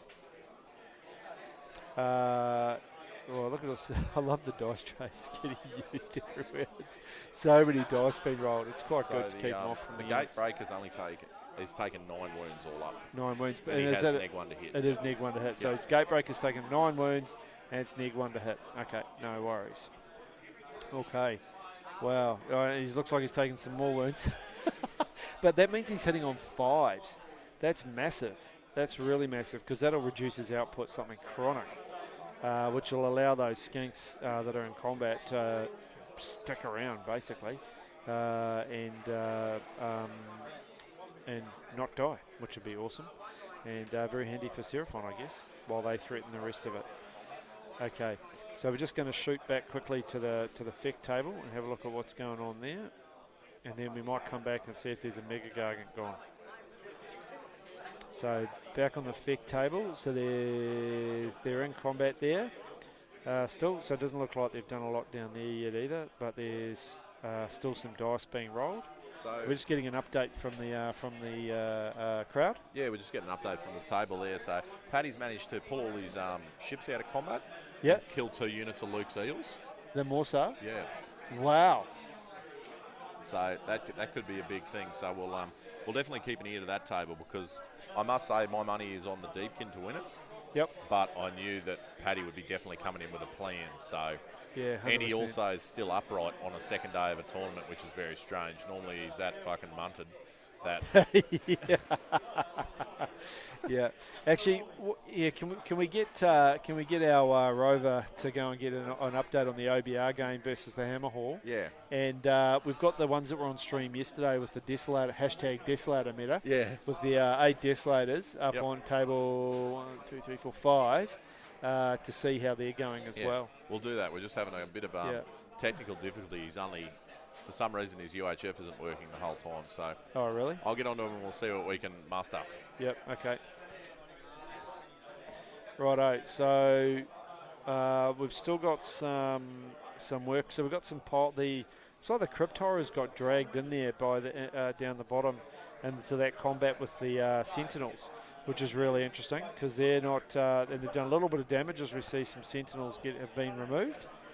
I'd love to know where the Calathar is. I reckon that'll be the Calathar right in the centre of the table, just up and to the right of the Valinor.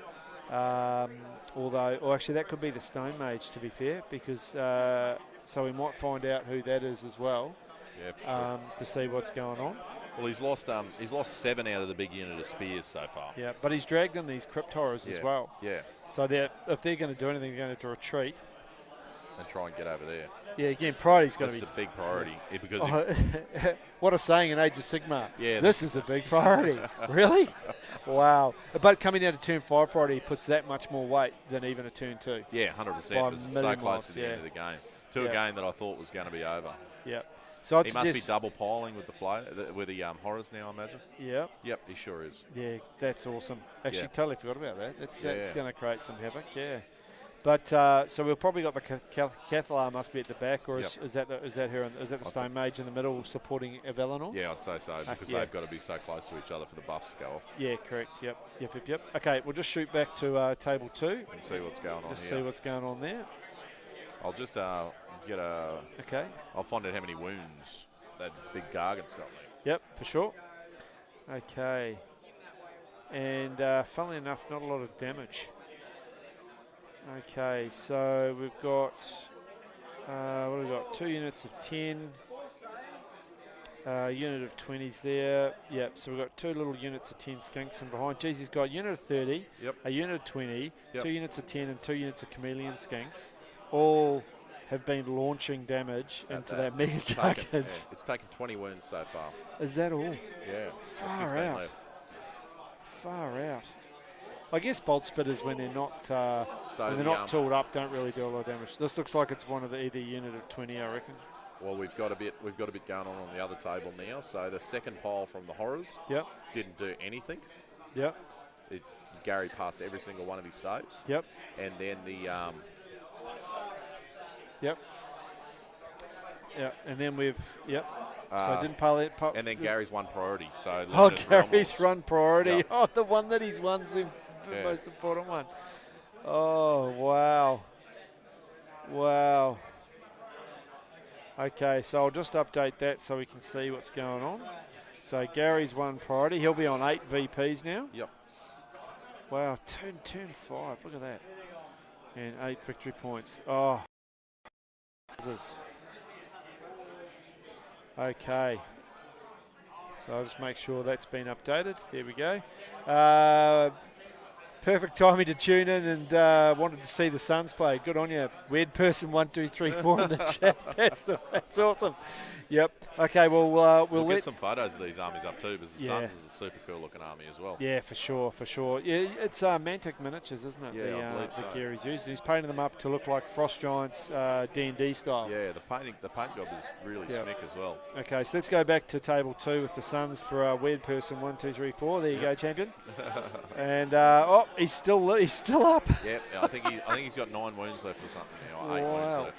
So I don't know how much more shooting he's got. No, but then there'll be the combat phase as well. Oh, hold on. There we go, it's gone. Oh, no, it's gone. It's gone. Where's it going to fall? Is it going to crush some skinks or is it going to fall on another giant? I don't know. Oh. That's pretty big, though. That is pretty big. Yeah, it's huge. So we'll just find out and see whether or not the giant actually fell on skinks or another giant. And create a bit of... So the big unit in the centre hasn't fired, apparently. The big unit in the centre hasn't shot yet. Well, it's not going to be able to shoot it a lot. No, I reckon that other Gargant will be out of range of most of the shooting, Oh, hang on. Maybe I've made a mistake here. Maybe it's the unit that is in combat. Was in combat hasn't shot, not the Right, which can... that's better. We'll have to confirm that. Yeah, but, we'll probably still soon see, because we'll see if there's any wound markers put down on the... on the other giant. Also from out in the field, so our Fluoro OBR that we had on a couple of rounds ago, who are still chewing it up on the top tables. They're 4-4 to the cities of Sigmar with the it looks like a crusading army. They've got all the knights helmets and all that Knights stuff Templar style. It's very cool. And they're 4-4, and OBR's just 1 turn 3 priority. Oh wow! So that's very interesting. Very interesting. I actually think the OBR with the 2 crawlers, if they even do half the damage. Although I'm just looking over at the table there, and it looks like he's lost a whole lot of Death Riders. Yeah, well, the thing that I'd be concerned about is the everything's got pretty decent saves. Yeah. And might take a bit away from the catapults, And they can do a double piling as well. Yeah, they're running Hammerhawk. Yeah. Yep. So it's definitely a massive thing. What do we got going on versus the FEC versus the Realm Wars while there? Chris is just working. Yeah, out while what he Chris wants is to do rolling a $11 billion dice. Yep. Okay. So Gary's one priority in taking it. Yeah, I which reckon is big. to be fair, his hero phase takes about 1,000 hours. Yeah, that's exactly So, right. Yep. Now he's put the hurt on. Now he's put the hurt on. So he's got the spell off to halve the Terragheist movement and stop it from flying. So it's stuck. The Terragheist is living the rest of its life there. And because you can't fly, you can't teleport. Massive. Because in Blister Skin, you have to be able to fly to teleport. Can you see the pain in my eyes? Yeah. It's great viewing for the guys who can't see us, but makes good radio. I just feel like if I was Zenith, my soul just got crushed a little bit. So we got the power of Hish-off on something as well, but I just didn't quite catch power the end of it. Hish. Yeah. That's the 5-up mortal wound stuff. Yeah, okay, that's just the stock stance. I'm waiting to see when that unit of spearmen up the top right there move onto that objective. So we've got the because I don't think the end of spell's going to do much damage to it. No, definitely not. This could be a nail in a coffin. I thought Zenny had it, but especially turning that Terragheist off. Yeah, massive. Like that Terragheist turned off there. Yeah. And that spell, that's the War Scroll spell from the Stone Mage, isn't it? Yeah. Yeah, so he's got to be the one up the front there. Okay, we'll just check the... is that Mr. Smorgan in the chat? Nah, Cities of Sigmar smash up OBR, too much output. Yeah, fair enough. Yeah. Well, it could well be, but it just... Yeah, well, I don't... His list is different, though. Like, he's got big unit of Secretors... Yep. Are they Secretors? They are converted. Yeah, they are. Yeah, they're Secretors. Big unit of Secretors. He doesn't have a lot of shooting. No. And the OBR catapults, although Scott, we were talking about how swingy they can be. 100%, but they seem 100% reliable to me because before I saw a one-shot croak. So... So we've got some more speed of Hish on as well, so we'll see something moving very fast in a moment. Yeah, it's almost like I want to flick between both games, like exactly bang, right. bang, bang, bang. Yeah. Well, here we go. Gary's moving at Valinor there. Avalonor? Yeah, Valinor? whatever it's called, the mountain. Yeah, we'll call him King Moo. Yeah, that's it. Yeah. Oh, no, he's left him alone. Looked like he was going to move him. Maybe he's measuring the 12 inches, maybe. Yeah, probably. Or seeing what Volcanic does. Yeah. I was taking some mortal wounds. Yeah, I reckon that was just they'd forgot to do Volcanic at the start of the round. Oh, God and it just went off then and he got smacked by it again. Yep. Okay, so we've got another update from the field. So Henry Wagner with his Seraphon has just won. Yep. Versus Matt Gammy, is it? Oh, against the Bone Splitters. Yeah, against the Bone Splitters. Yeah. Probably not unexpected, to be fair. Yeah, 100%. Yeah, although Thunder Lizards facing big stabbers, that's interesting. Yeah. And lots of monsters. Yeah, they 100% are, but there's enough shooting there to get rid of the stabbers, isn't there? Yeah. That'd be public enemy number one, and then Henry can deal with the Carnosaurs, can do some damage. So the unit of 20s just attack the Mega Gargant? Unit of 20s just touch. Okay, so do you want to go back and just see what's going on down there? Yeah, so he's pushed the 20 into the Kraken Eater. Yep. And they 2 saves were taken. That's all they did. 2 saves? Yeah. Wow. And then out of the 2 saves, he took both wounds. Boo. Okay, so just in the chat here we go. 80 shots, 2s and 2s from Smorgan. Oh, the city's list is pretty good. Yep. Good point. Oh, yeah, but he's running crossbows, isn't he? Yeah. That is a fair bit of shooting. Yeah, that was a silly thing of us to say before, wasn't it? Yeah. He hasn't got much shooting there, well, except maybe, for all the shooting. Yeah. Maybe we should have looked at the list before we made a comment.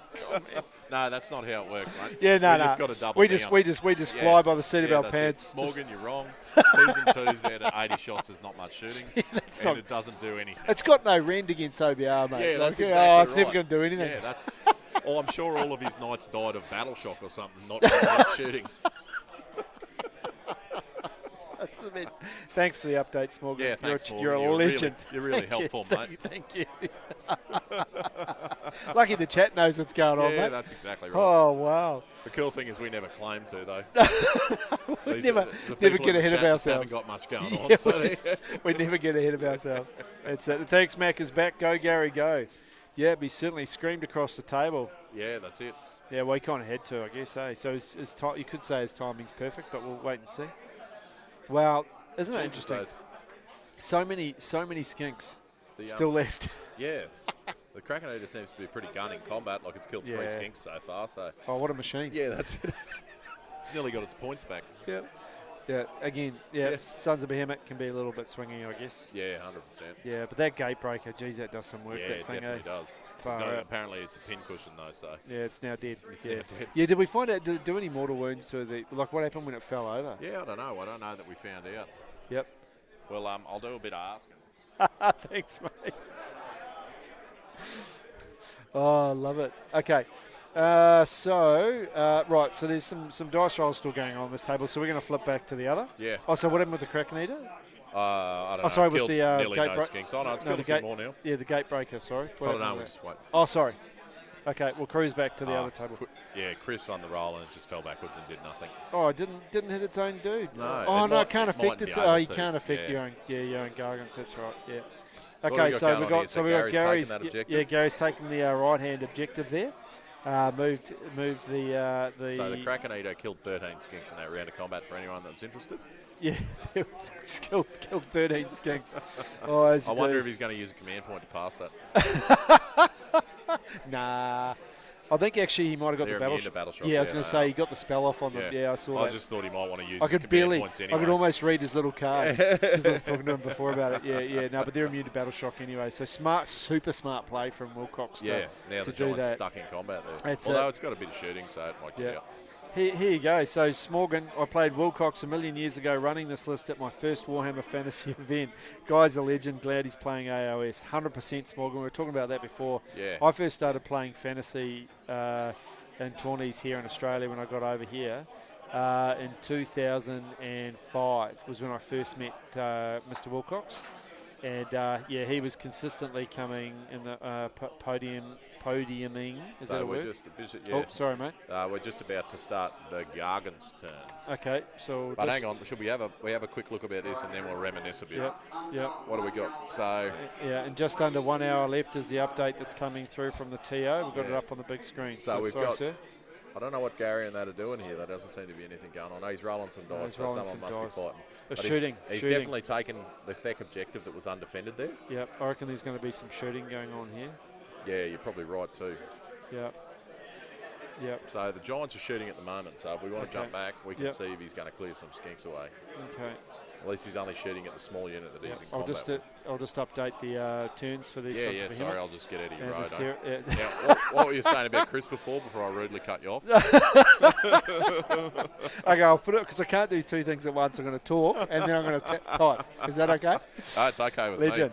Yeah. So I played Chris 2005, and he was getting first, seconds, thirds in tournaments consistently, or at least top 10ing. And in we had some like 80-player tournaments here in Queensland, and GoldCon was like 90 players down in Sydney, and he'd be in the top 10 to 20 every time. Didn't he come first or second at the, or at least podium at Masters? CanCon? Oh, yeah. With, in King's Award, just as well. last CanCon, Yeah, he's just a master of all things. Yeah. He's taken a little while to get into AOS. But he was playing Beast for a while, and we all know Beast don't work. There's a good shout out to Joel McGrath there. That's Hashtag no Beast. Yeah, that's it. That's it. But but now he's got a bit of a different, and this just suits his play style so much. The Seraphon list, it's incredible. Okay, so I'll just update these.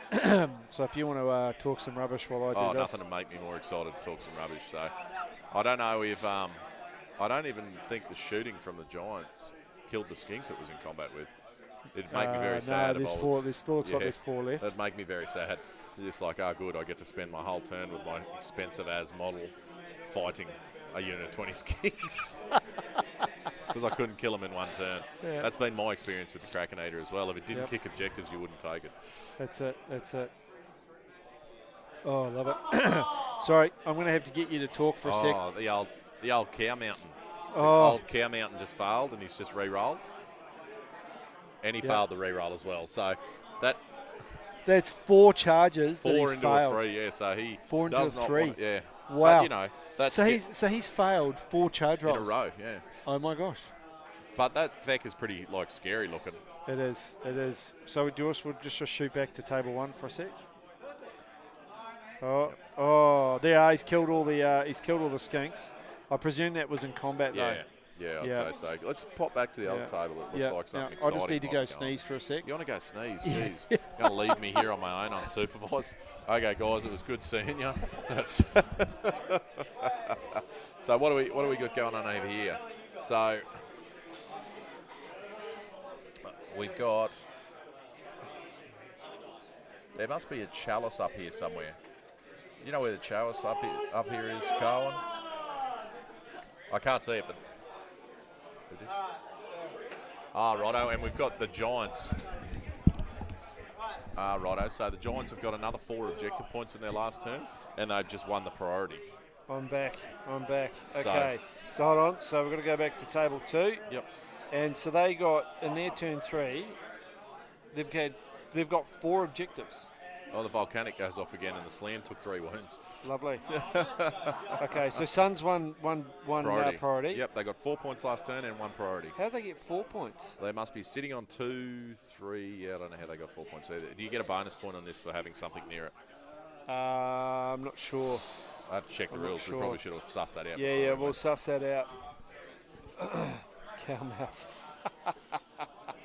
But I'll just find out where that is coming. Okay, cool. All right, before I update it, we'll just make sure that we check on how many VPs the Suns got there and how they got their 4 VPs. I suggest it's probably because they captured Chris's objective. Maybe it's worth 2 points.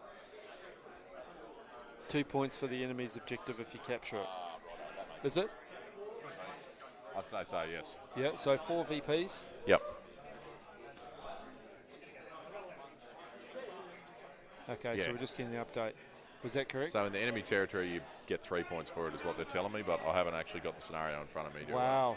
Is that including for their own objective that they've kicked over there?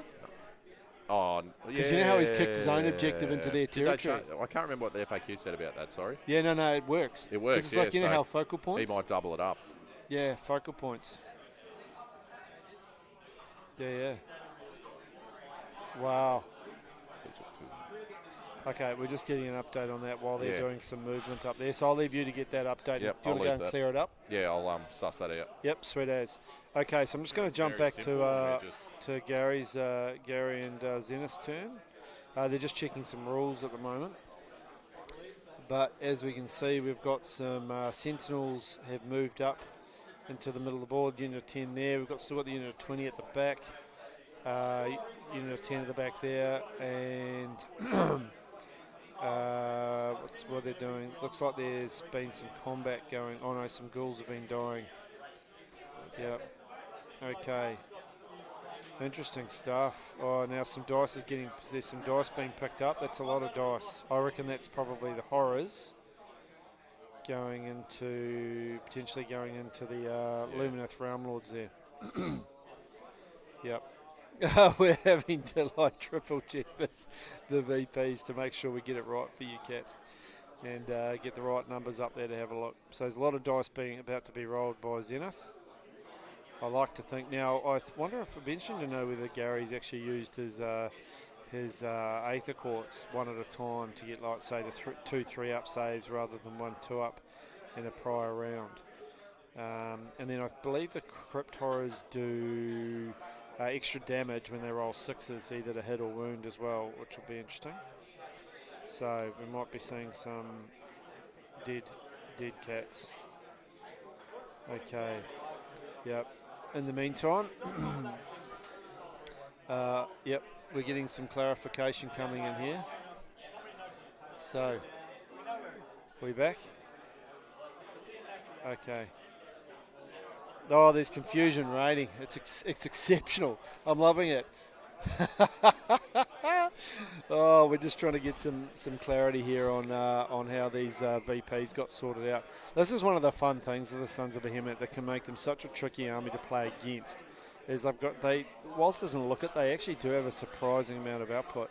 We're just going to go back to table 2 while I'm talking about the Sons of Behemat. So the fact that the Kraken Eater down the bottom left-hand corner here can kick objectives around the table, it means you're moving an objective that might, say in focal points, might only get you 1 point to start.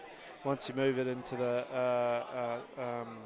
1 point in your own territory, and then you move it. You can kick it up the field, and suddenly it's in the opponent's territory, or border war. Sorry, I think is that one, where it's worth more if you capture your opponent's territorial objective, because they can kick them around the table. That creates a whole bunch of havoc with how much they're actually worth, which did get FAQ to say that's how it works. So it can make them really, really tricky to defend against and play. I was just confused about where this other objective one, the one at the back here. Yep. I thought it was over there. Oh, righto. So we've got one objective for the Seraphons up by that little 10-minute skinks, but then there's another one for the Seraphons. Sort of thing, next to Slan, in between the two units of 10 skinks and the chameleons. So, but by kicking his objective into the enemy territory, does it count as more points? Sure does. So that's how he's got 4 points. He got 3 for that and 1 for the other one. Yep. Wow.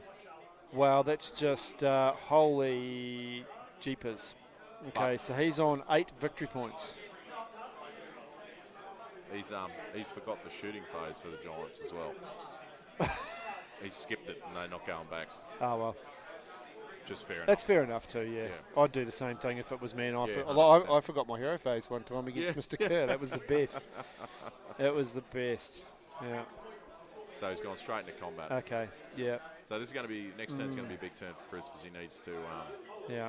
Because the thing is even if he takes that objective, like kills the Gargant and takes the objective... Yeah, it's only worth 1. It's only worth 1. So to get 4 points, he's got to score that objective... And the other one at the and back. Score the one up but the top. top. But he is poised to take the other one, so... Yeah, and he's got time.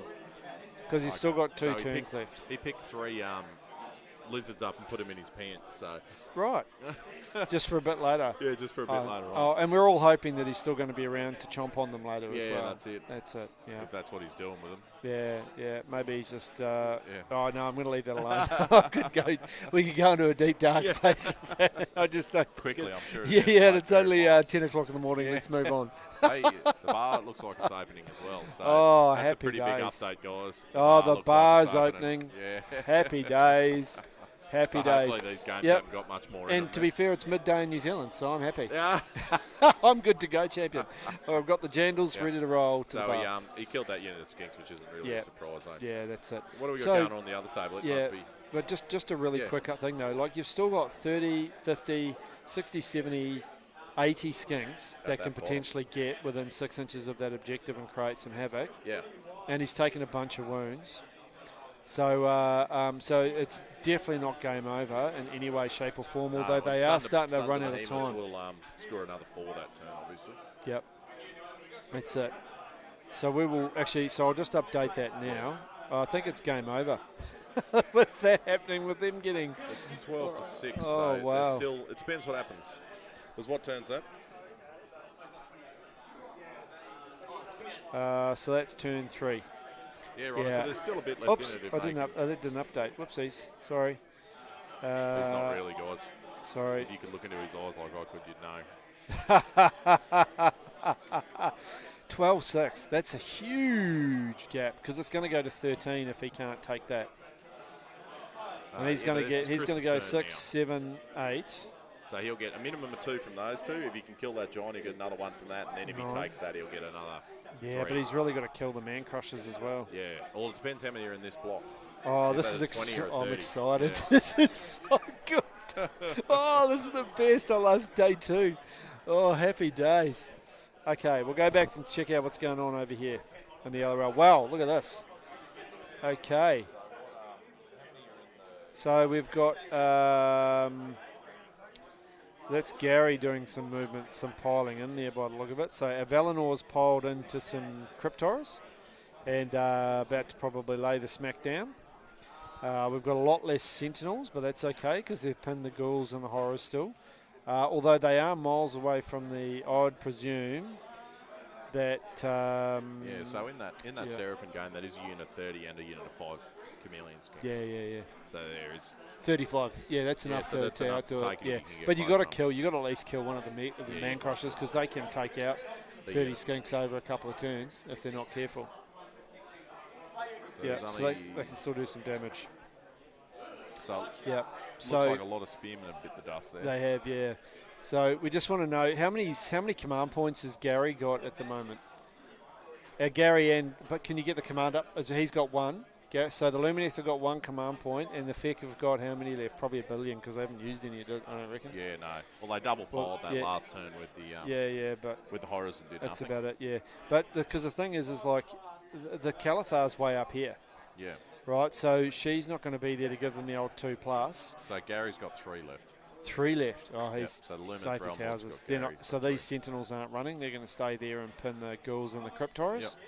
The Terrorgeist can't move very far and therefore can't blip. The Cryptorus could blip, but that's not really going to do. No, they can't because they can't fly. Yeah, they can't fly unless he gets the spell off. But he also hasn't used the Vargor Courtier.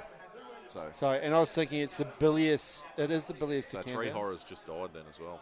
Oof, that was to a Valinor. Yeah. Yep. Oh, I don't know if it's a Valinor. Yeah, Valinor piled in. Oh, they make the charge. Yeah, or he charged or piled in or something. No, he's already tagging them, I think. Or was he charged? Well, maybe he charged. charged. 4 charges. That's right. But I don't think he's in. I think that might just be to the spears. Oh, really? Yeah. Oh, I thought he was in. It looked like he was really up close to him before. Anyway. Oh, maybe. Who knows? That doesn't matter. Maybe he did make it. Either way. Because he failed 4 charges in a row is the only reason I thought maybe that he wasn't. Yeah, right. Maybe he was. Maybe he wasn't. Let's just say he wasn't, and that it was the spearman that did some Well, I'd damage. expect him to kill all of them. Isn't he a beat stick? Yeah, 3s and 3s, neg 1, 5 damage. Yeah, righto. But he's got 4 attacks too, I think. Yeah. Yeah, that'll do some, put some lean on. Yeah. We think keepers do some damage. Command point. Yeah, because he'll be making sure those sentinels don't run. Yeah, that's going to get interesting. I think Zenith is. So we've got wow. Oh wow, that was not wow! even a game. I did not expect that. That's not even a game. Yeah, I'm sure it was a game, but it doesn't sound like a game like that. So in Paddy versus Luke McFaggot. Table 2. So it's table 2, KO versus Deepkin. Yeah, and a traditional Deepkin list with the salmon cannon. With 1 million eels and 1 turtle and maybe 1 shark. I think he had 1 shark, yeah. And at the end of that game, the Deepkin have been tabled and they have killed 1 engine rigger. It's mental. Luke betrayed by his own dice. So that's what everyone that loses a game says, so don't believe that. Oh, he was playing a game yesterday, and he was making comment to his opponent about the fact that he had, he got the 6. The 6 is a symbol. Yeah. Yeah. Oh, roll 6, lots of 6s. And he's obviously just come back to bite him in the buttocks. So Chris has just started his turn 4. Okay, so we'll just flip back there and see what's going on. Oh, Zenith's having to do some movement. Yeah, this is a bit interesting. He must be measuring for his summoning, I imagine. Yeah, okay. Well, while he's doing that, I'm just going to go back. Yeah, we'll just go back to turn 4 here. So this will be interesting, but this Chris really needs to do some work.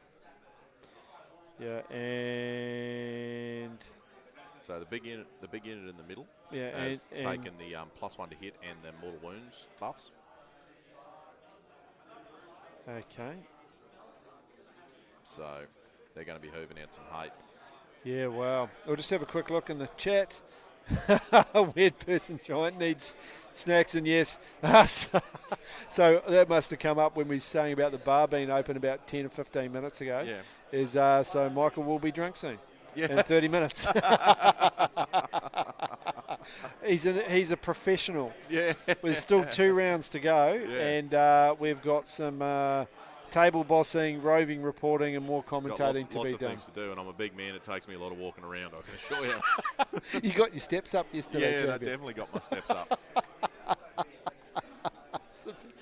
Okay, so here we've got Chris moving that unit. Doing exactly what we thought he would. He's got to get a bit aggressive at that objective. Do you reckon that was the best play to leave them there for the couple of turns, or should he have pushed in earlier there? I think it's probably a good play. Yep. I don't think he was expecting that point sink down the bottom here, though, with the Kraken Eater kicking the objective. Yeah, here we were laughing about it, and then we find out it's worth 3 points. Yeah, it was sort of a common sense thing that we missed there. We've all talked about it outside of the game, how powerful that is, and then just brain farted when it happened. Yeah. Well, I just thought he was keeping it with him so he didn't have to walk away from it and risk the teleport. Oh, this is interesting. So we've got a bit of an update on the other one. On the other table? Yep. Okay, I'll just shoot back there. So he must have gave the ghouls fly. Yeah. And now he's teleporting the ghouls across. But I'll just make sure. He must have given fly, then he knows what his stuff does. So. just to see how many he could fit, but he can only get 7 in range apparently, so he's reconsidering that. I'll just double check that he did get the spell off. Yeah, right, because he wouldn't want to. Yep. Oh, and thanks very much to M. Shantz, who's watching from the Midwest USA. You're absolute legend. Thank you. Great to have you along. Great to have everyone who's watching along. Super exciting day. We've got some great games. And for rounds 5 and 6, of course, we'll have some of that. We'll pretty much be rolling the top tables through. We've had some games on here that we wanted some thematics around, particularly with the Sons of Behemat, but also and Chris's Warlow Skinks. But yeah, we'll most likely be having the top tables, top 4 players for the last 2 rounds as they rotate through. So we may see, we're likely to see the same army a couple of times. That's okay because we want to see what's going on with those hard-fought battles for the tournament. Yeah. So what's the time in Midwest USA, M. Shantz? It'd be awesome to know how late you're staying up to watch this, you champion. Yeah, that's it. Yeah. Okay. So he's got all those. So he's reconsidered bringing on those ghouls over there. Because he can only get 7 in. Yeah. He needs 10. Yeah. And he doesn't want to charge in because they will just die. So he's just mustering at the moment. Wow. Oh, I don't know. What would you do here, mate? Like it's. I think maybe you could bring on horrors or something over here on the left-hand side because of how Gary's got those Venari split. He's not going to get a lot into combat. Yeah. So that might have me 1, 2, 3, 4, 5, 6, 7, 8. Is that only 9? 1, 2, 3. 4, 6. Yeah, because they might have took damage from volcanic. Oh, they took it from the volcanic. So it's only got 9 guys. So really, you could maybe. And can you summon on 20 ghouls or 10 ghouls? 10. Because I think he used a big summon on the first lot. Right. So. But he hasn't used the summon yet, has he? Yeah, first turn to take that objective. I did too. Yeah, sorry. Yeah, that was 20. Yeah. Or. It was either 2 10s or 20. Yeah.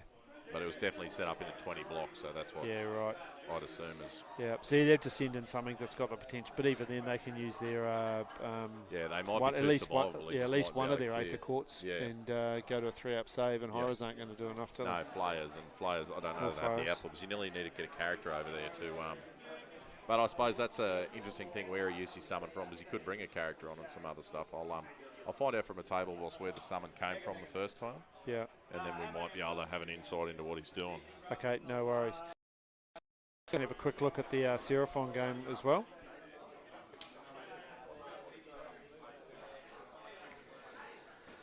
Okay, so you've got the Chameleon Skinks up the top there supporting the big unit of 30 that are, albeit are unbuffed, so you know they're not probably going to do a huge amount of output to those man crushers. Although he's taken them off the table. Is he going to teleport them?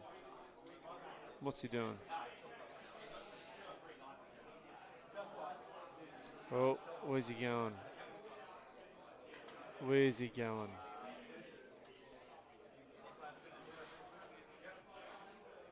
He's teleporting them in behind the man crushers.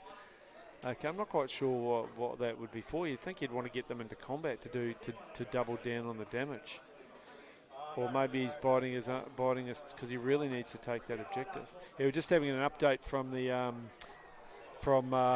floor, and that the OBR have got up against the Cities of Sigmar, Smorgan. Yeah, is Smorgan still on there? Yeah, I presume so, but I haven't seen him in the chat. But yeah, Cities of Sigmar, Hammer Hall have gone down to the OBR. And the word on the street is, I can't confirm this, I haven't actually heard it from anyone, but it was their lack of shooting.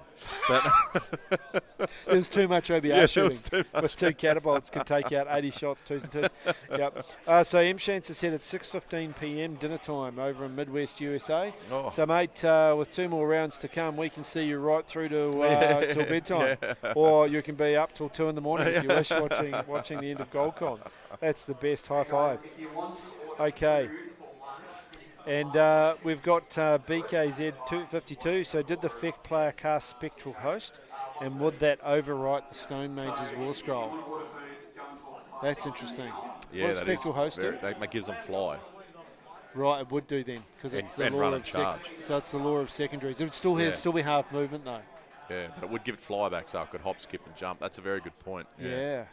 I wonder if Zenith picked that up. That's interesting. We could always. Well, I doubt it because he teleported the ghouls, and the only way that he could teleport the ghouls is giving them fly. Okay. So I'd say Spectral Host probably went off, but it would have went off on the ghouls. The only thing he's got up his sleeve to summon is some knights. Yep. So it's definitely interesting. Yeah. So it's I think Chris has taken a bit of a gamble here. Yeah. Because by teleporting those skinks, even if he kills the Mega Gargant down here and takes that, it's only going to give him. Not gonna, it's only give him 9 to 12, and then if he wins priority, and if Sons of Behemat win priority, and he doesn't kill those 2 man crushers, which he's not going to. But they'll only score 1 from that, won't they? Yeah, but they'll go to 13 to 9, right? And then the best Chris can do. Oh no, because if he takes that, it's worth 3. Yeah, it's worth definitely 3. a gamble. Well, it's being safe because at the end of the day, if he doesn't win priority, the man crushers can run over and bash him. Yeah. So Gary's on 13 objective points if we haven't updated that yet. Sorry, we'll just go over to that table. Okay, so so much going on these last stages. It looks like the FEC pushing in to get rid of the mountain, which is neither here nor there realistically. And he's summoned. He must have summoned some knights over. I'll just confirm that some knights over next to. Yep, okay, I'm just updating. So we've got 13 points to 9 currently for Gary after his turn 5. Absolute cracker. So would give the ability BK, so we'll give the ability Deep Strike the Terrorgeist, yeah, for sure.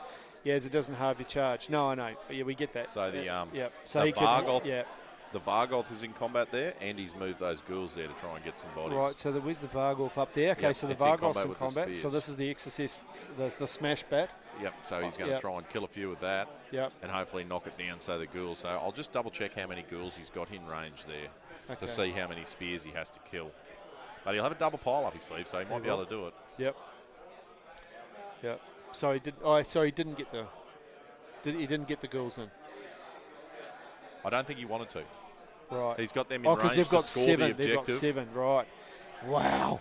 Love it. This is so good. And then we've got the Royal Terrorgeist has gone in to put the beat down on Valinor and to secure that side of things. And the Vargoth's done it. Yeah, the It's killed enough to secure that objective back. Oh my God! Wow! Wow!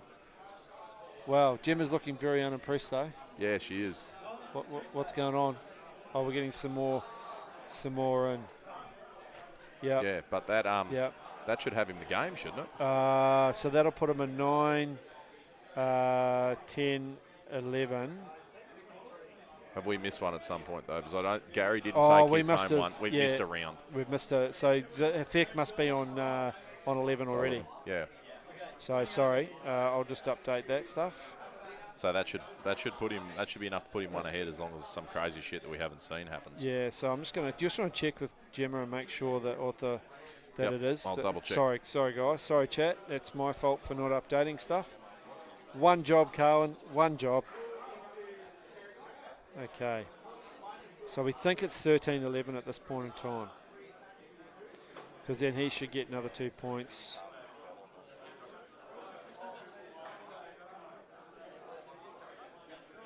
Yeah. Okay, so we'll just get those VPs updated. Sorry, guys. In the meantime, while they're rolling a bunch of dice, I'm just going to go back and check out table 2 here. So yeah, so I think the Seraphon is looking to do the job on killing that Mega Gargant, so they can take that victory point and go to 3, to put them on 9. For the end of turn 4. They've then got the opportunity, if they do enough damage to these 2 man crushers up the top. Now the man crushers can't leave that objective, or at least they can't leave 2 of them, because otherwise there's just a teleport and a stand around to take it. And the Seraphon will get 3 points for taking that particular objective up there, which is really cool. Weird person, I can't Dennis. That's gold. So it looks like we've just got a rules query going on here, because it looks like he's teleported those ghouls without casting the spell on them. Which, as far as I'm aware, you can't do. Yeah. Because I'm pretty sure, off the back of my hand, that in Blister Skin you can only teleport if you fly. No, but he didn't teleport, he just moved them on. No, he teleported them there. Oh, really? Yeah. Oh, I thought he just teleported. Okay, so we'll just come back in a sec and have a look. So, but there's all the ghouls still down here.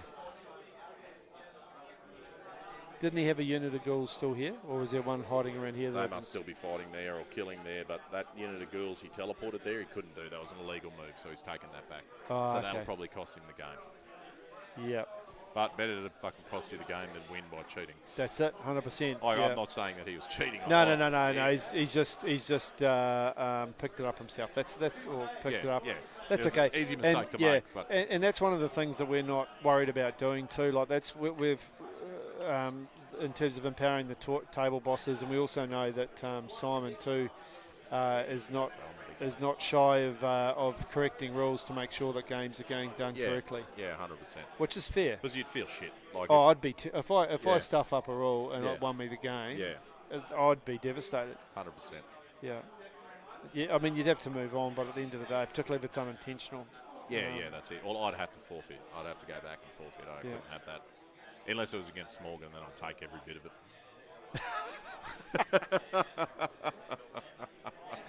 Yep. Oh, dear. I don't know. I'm just going to find out how many wounds that giant has left. Yeah, okay, no worries.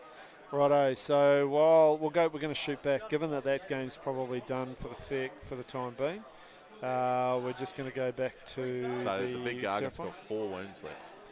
Wow. Has it finished the shooting phase yet? And he just passed all of his saves in. Yeah, they're shooting him at the moment. Right. So the block of 30 only did 6 wounds to him. Wow.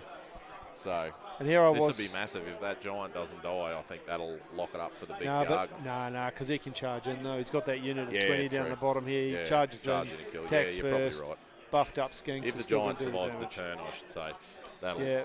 Oh well, if he survives the turn, wins priority. I guess that would finish that off. Yeah. So BKZ52, yeah, you're quite spot on, but he didn't cast the spell from your previous comments. Yeah. So that's a bit sad. He's charging the giant now. Yeah. Because he couldn't take him out from shooting. No. Shot the whole world at him. And I was sitting there before this game last night thinking, 40 skinks for sure. I forgot he had 30s for one, but 40 skinks could take a Gargant down in 2 turns. Yeah. Or even 1 turn with the charge. Yep. So he's just piling in as he's going at the moment. Yeah. Because he made the charge, so they're just trying to make it a bit quicker due to they've only got 20 minutes left. Yeah. Although I don't think there's a lot left to be wrote in this game. No, because once this is done... Yeah, if the giant goes down... I think... I don't know. Yeah, I think they've got to move quick, because priority will be big. Yeah. Because he can teleport this little unit. He could teleport this unit of 30 skinks. Yeah. He could buff them up, teleport them over. Them and the other 30 yeah.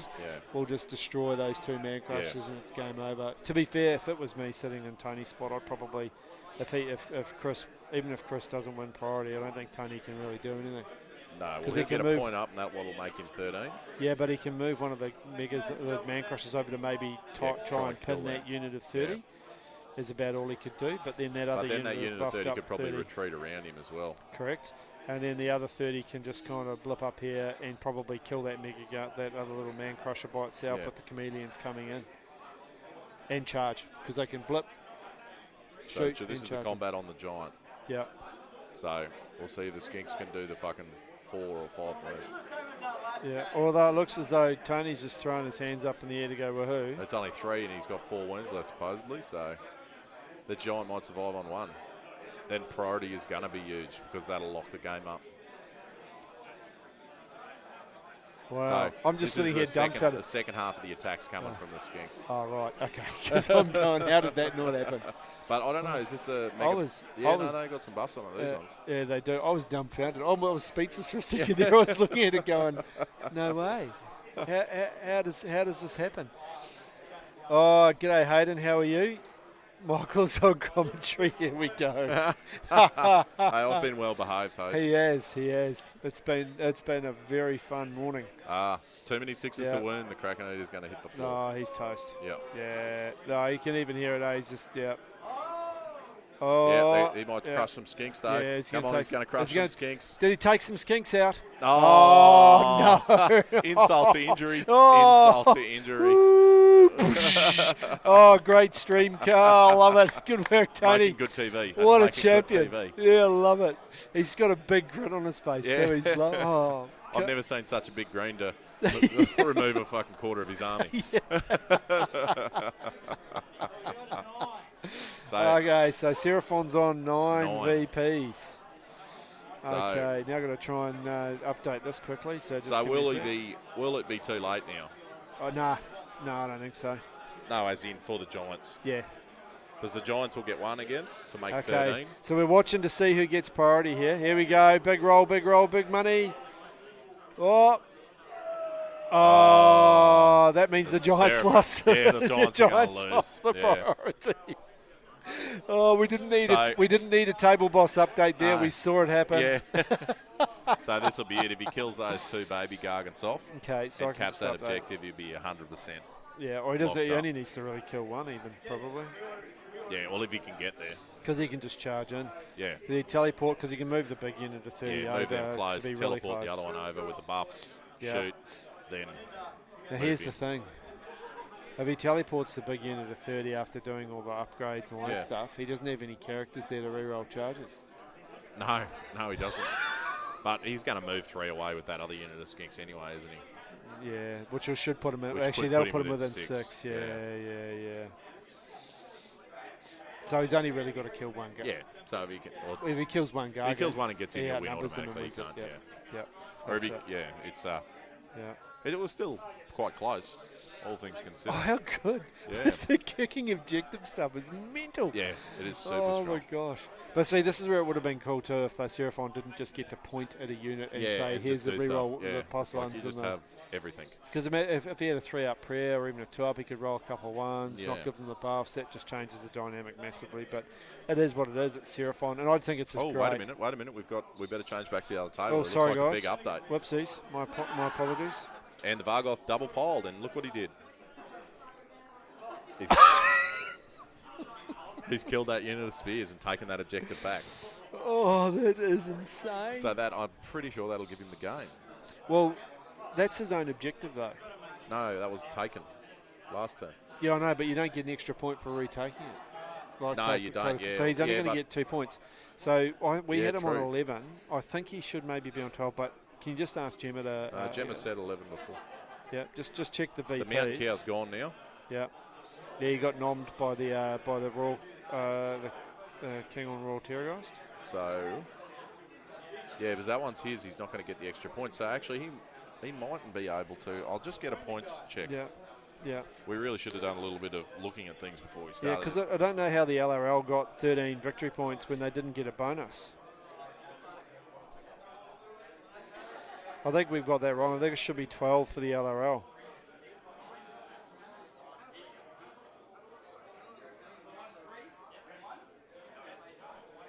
So we're just going to find out. Oh, here we go. They've shaken some hands, it looks like, is it? Oh, here we go. Yep. So we've got some they're just secondaries talking, talking there. It looks like Gary's just working it out. They've only got 17 minutes left. So, okay. So while they're working that out, we know the Vargolf's killed there, and there's been some damage done for the FEC turn 5. So we'll come back to you with an So it objective. looks like it could have been a draw. So we'll have to suss out exactly Yeah. how that happened. Okay, so we'll come back to you on that, and I'll just get back to the Seraphon game because that's still going. And we'll just see if we can get some updates from the field as well while we're at it. We'll just see if we can find Mark. Can we also get an update from the what's happened in the rest of the games up here, like down this side? Okay, so yeah, we've sworn a few times. said that? Weird person. Yeah, weird person 1, 2, 3, 4. I'd love to know who that is. Said I haven't heard any swearing yet. Yeah, no, we have a couple of times. Yeah, we have. I've just been on my hungover. Yeah, best it's behaviour. MA 15 plus. Viewing pleasure. Okay, so we've got one of the Gargants is dead. One of the little Gargants. Did he and teleport the big unit across yet or not? No. But it looks like we've got a dead unit, a dead Gargant. Oh, maybe that was from the Slam. Casting spells, board Yeah, wide. you're probably right. Which Yeah. is actually interesting because it's going to make that charge a lot further, isn't it? Yeah, Oh, he's doing a bit of measuring out to see where everything is. yeah. I think he's moved it too far away, champion. So Interesting. he's going to run. Oh, he's for a rolled a big run. 6. Oh no, he's out. Okay, so we're just waiting to see what's happened here. And some... Yep. Yeah, we're just waiting So to hear. it looks like I think Maybe Chris the other has one's up. maybe made an error. I think Chris has maybe made an error here with how he's moved. Yeah, we've got some hands being shaken. Yeah, so it looks like the Sons of Behemat have got up as well. I think that piece of terrain's overgrown. Oh, so he can't kill So they it. can't see it. Yeah, but there's only one there with 15. Oh, and he couldn't get the 30 He in. mustn't have been able to get the 30 to 6. Yeah, but why didn't he teleport that unit over He there? must have had to run to try and get... Oh, yeah, I don't know why he didn't teleport the unit. I suppose it wouldn't have really made a difference. Oh, he could have tried for 9-inch charge. Yeah, 9-inch charge. Yeah, I'm not sure what happened there. Yeah. Oh, here we go, charge. He's going to charge him. Yeah, you don't. They thought you needed line of sight to charge. Oh, he's but got you him to don't. charge. Yep. Yeah, righto. Yeah. Yeah, so righto. So there was just a bit of a miscommunication there where they thought they needed the C to charge. But it's still, I don't know why he did teleport the other unit across. I don't know, mate. I don't know. Maybe he's done a Cowan brain fart there, or forgotten his hero phase or something. Or well, he must have remembered his hero phase. That must have been what killed that other one, right? Yeah, I'm going to look forward to having a chat to him after the game. Full stop. But see what's going on. Yeah. So do we get an update on what happened with the FEC games? How did that looks like it was a tie. A tie. Yeah. But how did Gary get the extra point? Well, he must have got 3. Oh no, because he taking picked up Zenith's. Zenith's point. Yeah, of course. And then Zenith took his own back. Yeah, but he only gets 1 point. Yeah, right. Look at that. So. And then they were drawn on auxiliaries. Yeah, they were drawn on auxiliaries. Yeah, because what was the 2 auxiliaries again? It was cornered, which wouldn't have happened, and the running away one. Oh, which never happened either. Yeah. So. Which was never going to happen in that game. No. I don't think it was going to happen in any of the games, really, to be fair. Lumineth went down to Stormcast up here on the table. Stratties went down to the Stormcast. Yeah, righto. And we've got the Desolator metas still going. Hey, Simon, can we get an update on the Desolator game? On the Desolator game? The Desolator game, the outcome. Yeah. Where are they at? So the Desolators are all behind the Phoenix Guard line. So the Phoenix Guard are spread out across the entire board. There's 8 Desolators. So we've got the Phoenix Guard spread across the board in this big line. We've got 8 Desolators in behind them. Really? Wow. So who do you... Yeah, you're right. Okay, so we're going to get... a photo through. We'll put that up. So they must have taken the giant off the terrain and make it a bit easier. Yeah, 100%. Pile around. Yeah, it's been played in great manner, this game as well. Both games, actually. Because, look, I know that Gary and Zenith have had a few interesting issues there in terms of some back and forth. But they've both dealt with it in a really, really, really sportsmanlike manner. They both look really, really happy about the game. Super tight, which is what you want to see. Yeah, well, and all credit to Gary because I thought he'd lost that game straight away. 100%. That speed of Hish, eh? What a spell. Yeah, most definitely. Far out. Yeah, he played a good game to get back to that, that's for sure. Yeah. Okay, so it's all really coming down let's suss out how many wounds that giant actually has left. Yeah. Yep. Oh, it looks like he hasn't been killed. Oh, wow. So Stormcast of 1. Oh, so Stormcast He's got of 1. 9 wounds left and he's got to take 4 staves. Wow. So the Phoenix Guard have pushed right into the Stormcast side of the board. Stormcast are up 2013, so he literally can't lose. Oh, 2013. So hashtag Desolator meta. Yeah. Desolator meta. Just crushing its way through. Joel McGrath would love that. Yeah. Yep. Yep. No Techless Magic shenanigans, Hayden, because people that play Techless are bad. Yeah, people who play Techless are just getting sucked into a vortex of points they don't need to use. But yes, Corey won his game. He annihilated Jai in 2 turns, as we expected. So the big giant is left with 4 wounds remaining. 4 wounds remaining. But it's how many can he kill? Because he's only got 15. He's only worth 15 on that objective. Chris has got the Chameleon Skinks, I think, within 6, maybe. Yeah, they look very close to being within 6. But you've got 30 Skinks within 6. Yep. So it's how many can the Man Crusher kill? And he's bracketed. Yeah. Yeah, I don't think it's. I think it could be game over. But we've got no battle shock passing shenanigans there either. But what are they? Are they 10s? 10, yeah. Yeah. Yeah. Oh, this is awesome. And it's not even a priority roll that's decided either of these 2 games. In the end, which has been really, really good. Weird person, Carl, I presume you're talking about me, maybe. Yeah. My name's Carwin. Yeah, Carwin. So I presume it's me, Carwin. Carwin is normally the thing. Or that Kiwi idiot. Your Mark did think your name was actually Carwin. Cowan for the for longest us. time. Yeah, well, you kept pushing me along as well. Yeah, no, I'm not from Toowoomba. I'm originally a Kiwi lad from he's not Auckland, that but I cool. live in Bris Vegas. Yeah, I'm not as cool enough to live in Toowoomba. Sorry, I asked. Yeah, sorry, I asked who weird person was. Oh, yeah, who is it? Carl. Oh, big Carl. Yeah, from Toowoomba. Yeah. Yeah, sick. Hey, Carl, you're going fire slayers, Carl. Yeah. Got the blue fire slayers. It says is Carl instead of I think he meant it's Carl. Whoopsies. Yeah. my bad. Thanks, champion, and mate, we appreciate you tagging along for the game too. Hope you've enjoyed it. Yeah. I'm having the best time. This is so good. Some cracking games. Oh, I love it. Oh, is it going to come down to? So 10 have died and they're just doing battle shock. Wow, how many's he lost? He lost one to battle shock, so that's going to be that. Game over, yeah. Oh, wait a minute. Oh, we got some more dice rolling.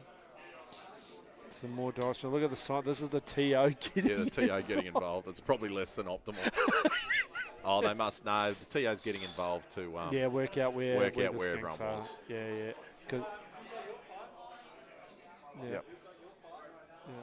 Yep. Yeah.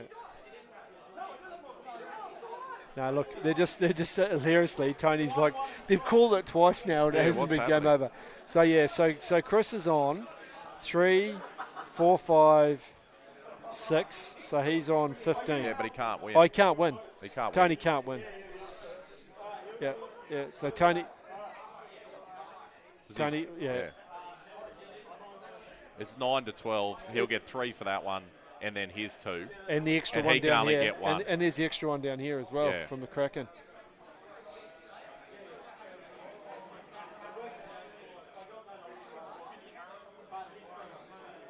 Yeah, so he wins. Chris wins. Seraphon wins. Yep. Yeah, but I think they're going to play it out just to see how much he can kill. No, 16 he should be. Should be 16. 16.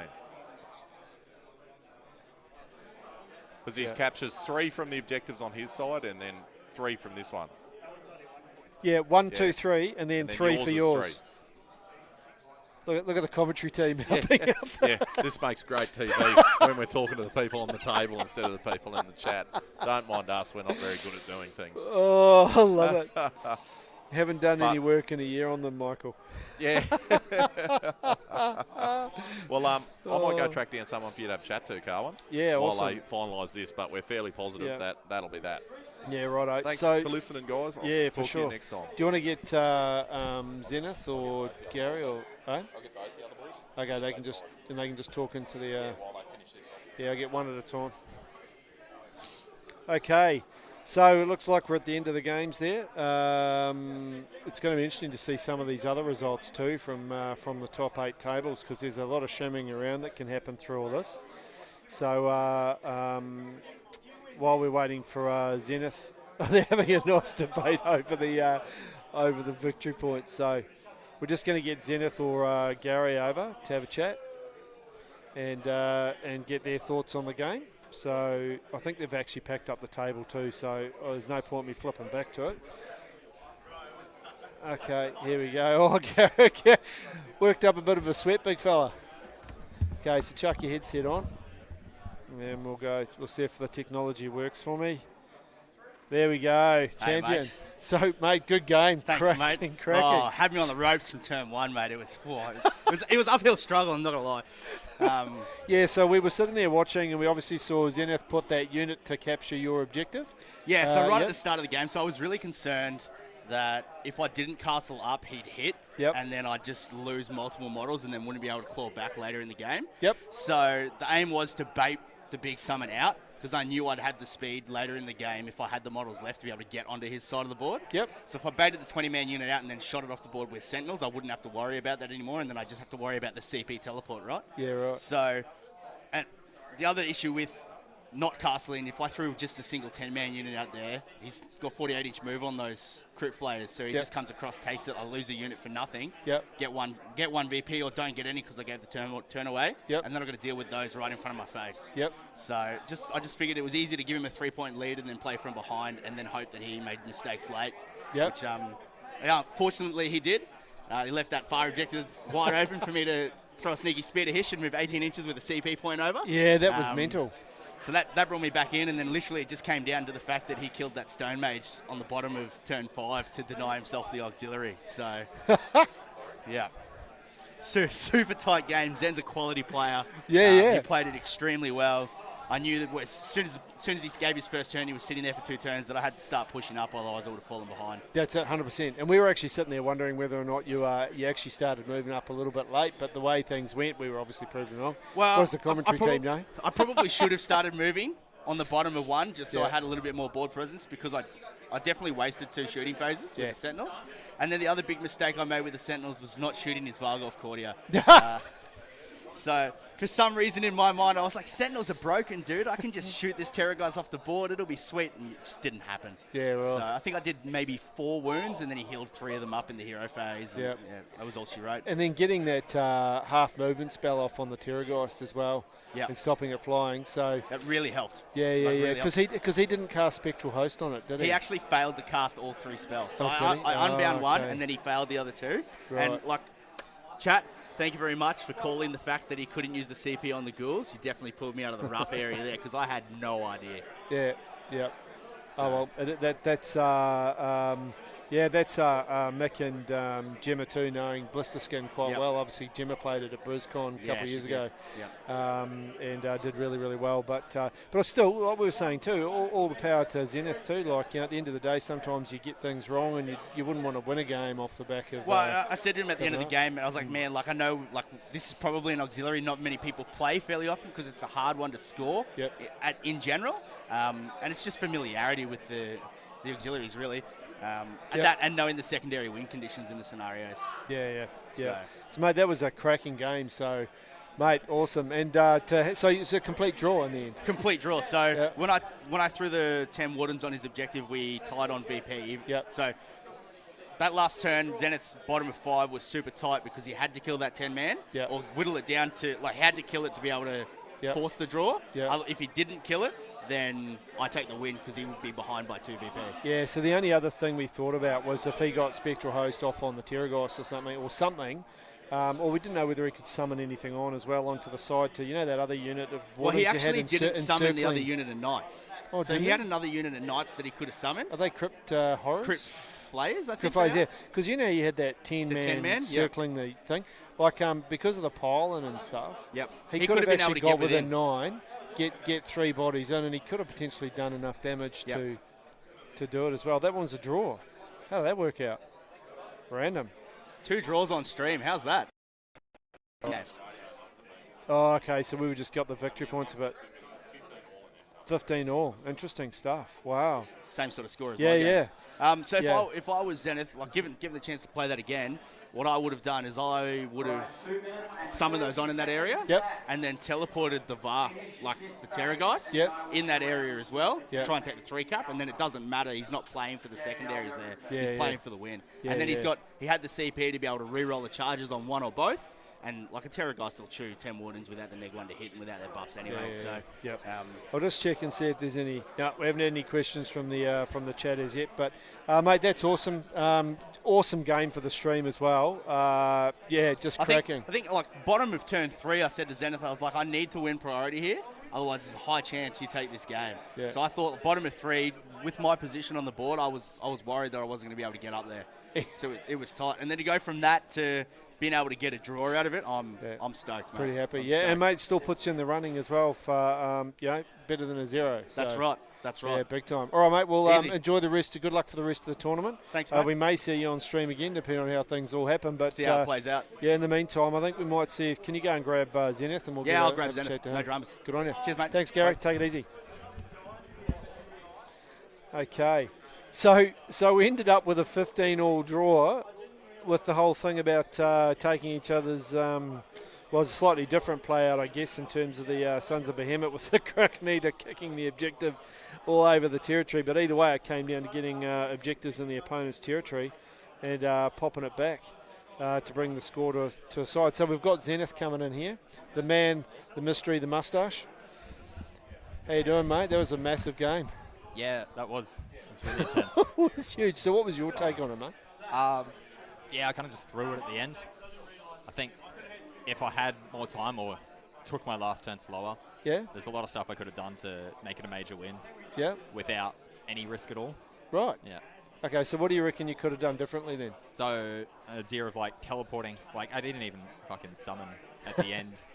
Oh, still the had- the knights. Yeah. I didn't I still had them and I didn't summon at all, so I completely forgot about that. Yep. But the Terrorgeist, I could have given him the actually command ability for +1 to charge, Yeah. teleported him near one of his 2 flanks, and then summoned on. Yeah. So I could have an 8-inch and a 9-inch re-rolling charge. Right. So if either one of those gets in, they're going to be double piling in and they'll wipe out 10 Wardens Yeah. pretty easily. Yeah. And Well, that we would've saw just the sealed it there. Vargolf do exactly the thing. Yeah, the Vargolf took out the other one, so that'd Yeah. be a win there. Yeah. Yeah. So what was it with the Bilious Decanter? What's that? We've got a refreshment here for the big man. There we go. Cheers. No worries. Cheers, champion. Yeah. Oh, I don't have anything to cheers you with, but that's all good. You enjoy it. You've earned it.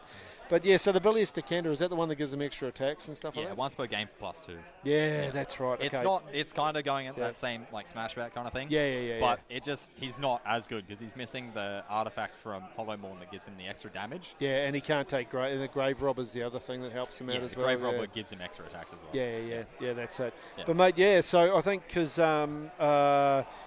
admittedly that was one thing. But mate, to be fair, I played on stream down at CanCon. Yeah. And I was in control the whole way through my game, and then it got to turn 3, and I just had this massive brain fart. Yeah. And gone, game over. I was like, awesomeness. Yeah. But no, that's the way it goes. But still, to take a draw is not a bad thing because it's going to be interesting to see how it all measures out. Now, Yeah. it's still 2 rounds to go. Yeah, if I can And do you well in played- the next ones, I Mate, might have a chance of something. Mate, you've We'll just see. shown us how tight and how hard you can play. Yeah, Like you yeah. didn't commit. You just sat there and Yeah. you made them. You controlled without being on the board, in front of the board as such. You Yeah. controlled what was going on. So I it was think really, I would really like good. to. Like, I'm probably just going to jump on TTS when I get home and fucking go through the VOD, man. I'll play it out with myself. Because I know I fucked up the movement in a couple spots. That's like, if all he got the double on 3, Yep. then he would have taken that a turn earlier. Yep. And that would have been really bad for me. But, Yeah. we'll see. Well, and that's what Gary was saying too. He thinks he probably started moving too late. Yeah, Which put himself it's- under yeah, a pressure. He So that's all. definitely did.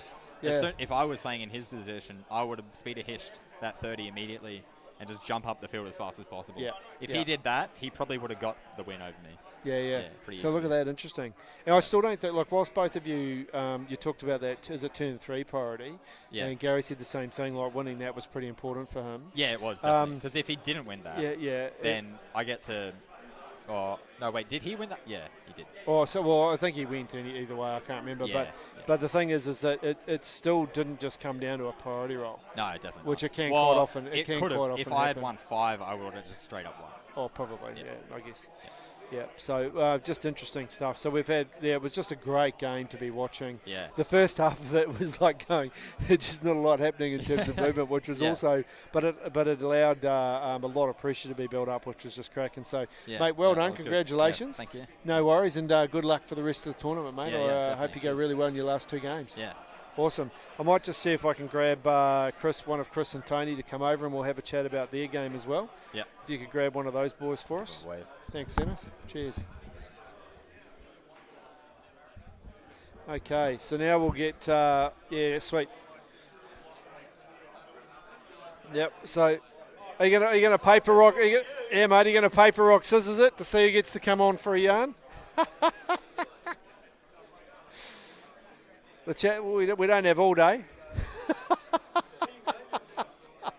Oh, they're 2 such gentlemen, they're like, no you go, no you go, no you go. Hey Tony, mate, great game, cracking game. Oh, thank you. No worries, and awesome army on the table too. Like we were really stoked to be having you, being able to have your models tromping around, stamping skinks into the ground. Thank you. very Yeah. much. So really tight game. Lots of stuff going on, kicking objectives around the place. So give us your overview. How did you think it went? Yeah, as tight as it could be. Obviously ends in a draw at the end there. Yep. I heard there was a little bit of dramas in reporting the score back to you guys, which is Yeah, a bit yeah, of a pity That's because okay. the tension that we had on the table was just crazy. I think Chris and I both shook each other's hand throughout the game, giving it up. So we, the last turn or something. We're yeah. going. You've won. No. we both lost, which was funny. But the big thing was the two massive 10-inch kicks. Yep. Kept me in the game. Yep. And then getting shot to hell by skink A bazillion blowpipes. skinks. Yeah, I made the joke to Chris during the game that the reason why I didn't shoot so well is because I had blowpipes stopping the other blowpipes from hitting me. So yeah, no, it was a really great game. Chris was fantastic to play against. Yeah, awesome. And it's just amazing that we've had 2 draws on the table, both tables. Oh wow, I didn't Yeah. realise the other one drew. Yeah, that's it. And the auxiliaries are really tough to get too, both of them. So Yeah. so it's not surprising there's no split there. But the other thing is too, mate, like whilst we might have got the VPs wrong, it didn't take away from the tension at all. Oh, great. Because it was just like how quickly can they kill the Gargants quick enough? Can the Gargants withstand the firepower Yeah. and all the buffs where he just goes, yeah, you're +1 to hit and you're mortal wounding on 6s and all that jazz. Just watching those hero phases go was Yeah. We just flipped back to the other table while we waited for the hero phase. Yeah, that's it. Yeah, and then the shooting as well. We're like, okay, he's rolling more thousands of dice. Let's go. Yeah. But, and then obviously the way you guys played it out, though, as well, like we're saying the thing about Gary and Zenith's game too, was there was no issues. It was played with a huge amount of humour and good fun. Having to do the whole, we loved getting, we're seeing Simon get involved to measure out at the top here. Yeah, full credit to Simon. I think that was really good TOing. Yeah. And I think any person TOing watching could take a leaf out of his book. I think that was really fantastic. We're in a really tough position, and I definitely didn't want to take from Chris if there was some weird janky measurements, and obviously he didn't want to take from me either. So it was 100%. really well done. Yeah. So is there anything you would have done differently? I'm not very experienced with this army, so I don't think so. It is really, I mean, Gargants is kick the objective over so you score more points and try and hold on. So I think I'd have to watch it back and really watch it. All the dumb mistakes I made, I'd probably listen to you guys and figure it out. Yeah, it is quite a good thing to sit back and rewatch yourself play a game. I was saying to Zenith, he was giving himself a little bit of a bash for a couple of the mistakes he made. I said, mate, don't worry, I did exactly the same thing when I played at GoldCon. I just turned 3, made a massive error and gave the game away. It was like, yeah. But you learn a lot, I think, from those times. So, mate, and to be playing this, we just got some prizes being won. But playing this game and getting going as well as you have been with the Suns is really awesome to seeing them do well and creating real issues when you're kicking objectives around and we're like, why do you kick it there? And then we're like, oh, I see, that's the best. So we've learned a lot out of that game too. Thanks. So I guess good. Congratulations, a great game and at least taking some points away. Good luck for the rest of the tourney, champion. Thanks very much. Hope you go really well in your last 2 games. Yeah, thank you. Good I appreciate you having me on. Oh, mate, pleasure. If you could just grab Chris and we'll get him to give us his take as well, mate. Will do. Thank you, sir. Cheers, Tony. Okay, so we know that they're putting the game up just while we, I think, break for a bit of bite. We'll just have a look at the chat here. Thanks guys. Thanks BKZ52. We're glad that you've enjoyed the games and the coverage. Hope the commentary was all right. And go the Rabbitohs jersey. Love it. Okay, so we've got Chris on. Hey mate, sorry. Right, we're just waiting for. So we've got the next draw up. So good luck for your next one, mate. 3 minutes. Good work. Let's go. Okay, so really quick take. Anything you took away from the game? Things you would have changed? Things you missed or you'd do differently? Not really with the circumstances of him kicking the objective. I mean, I had to stay in my own zone for as long as possible. Yep. And really, I just got lucky in the end with a 8+ charge to get into the last giant. Yep. To cap the objectives. Yeah. Awesome. But that was a great game. Such a tight game, mate. Yeah. Oh, it was tight, yeah. It was the best. So Chris Wilcox takes away a draw. The wall of skinks, we loved it. If the last giant had survived, it would have been a draw. Oh, really? Yeah. Oh, wow. Yeah. That's how tight it was. Holy cow. Yeah. Oh, that last man crusher survived to the end? No, he died in turn 5. In his turn 5. Oh, so he didn't get the VP. If he killed the skinks, yeah, he would have been able to get the objective. Yeah, and win the game. And draw. Oh, no, he took the draw. Yeah. Oh, so did you take the win in the end? Yeah. Oh, we got told it was a draw. Huh. Oh, and here Tony's sitting there, and I even said that to Tom. That's funny. Oh, we've had a few challenges on the communication of the VPs around this game. But anyway, well, mate, that's great. So you've taken the win out of that one. I know. Yoda's 3 up. Jeez. That's the best. That's so good. Oh, it'll be interesting to see how you go in your next game. But, mate, congratulations. Yeah. Good work. Tough game. And, good luck in your next round. My best ever performance, mate. 3 wins. It's the best. Well, now you've got a chance for 4 and 5, mate. So go hard. All right. Good on you, Chrissy. Cheers. I'm Thank glad you. the Baby Yoda's given you some Baby Yoda. some That's joy. Okay, see you, mate. Yep, you're right. Yeah, I think so. Okay, guys, so we're going to leave things there and come back shortly after we've set up for the next one. So we'll be back in probably 10 minutes or so. All right, cheers.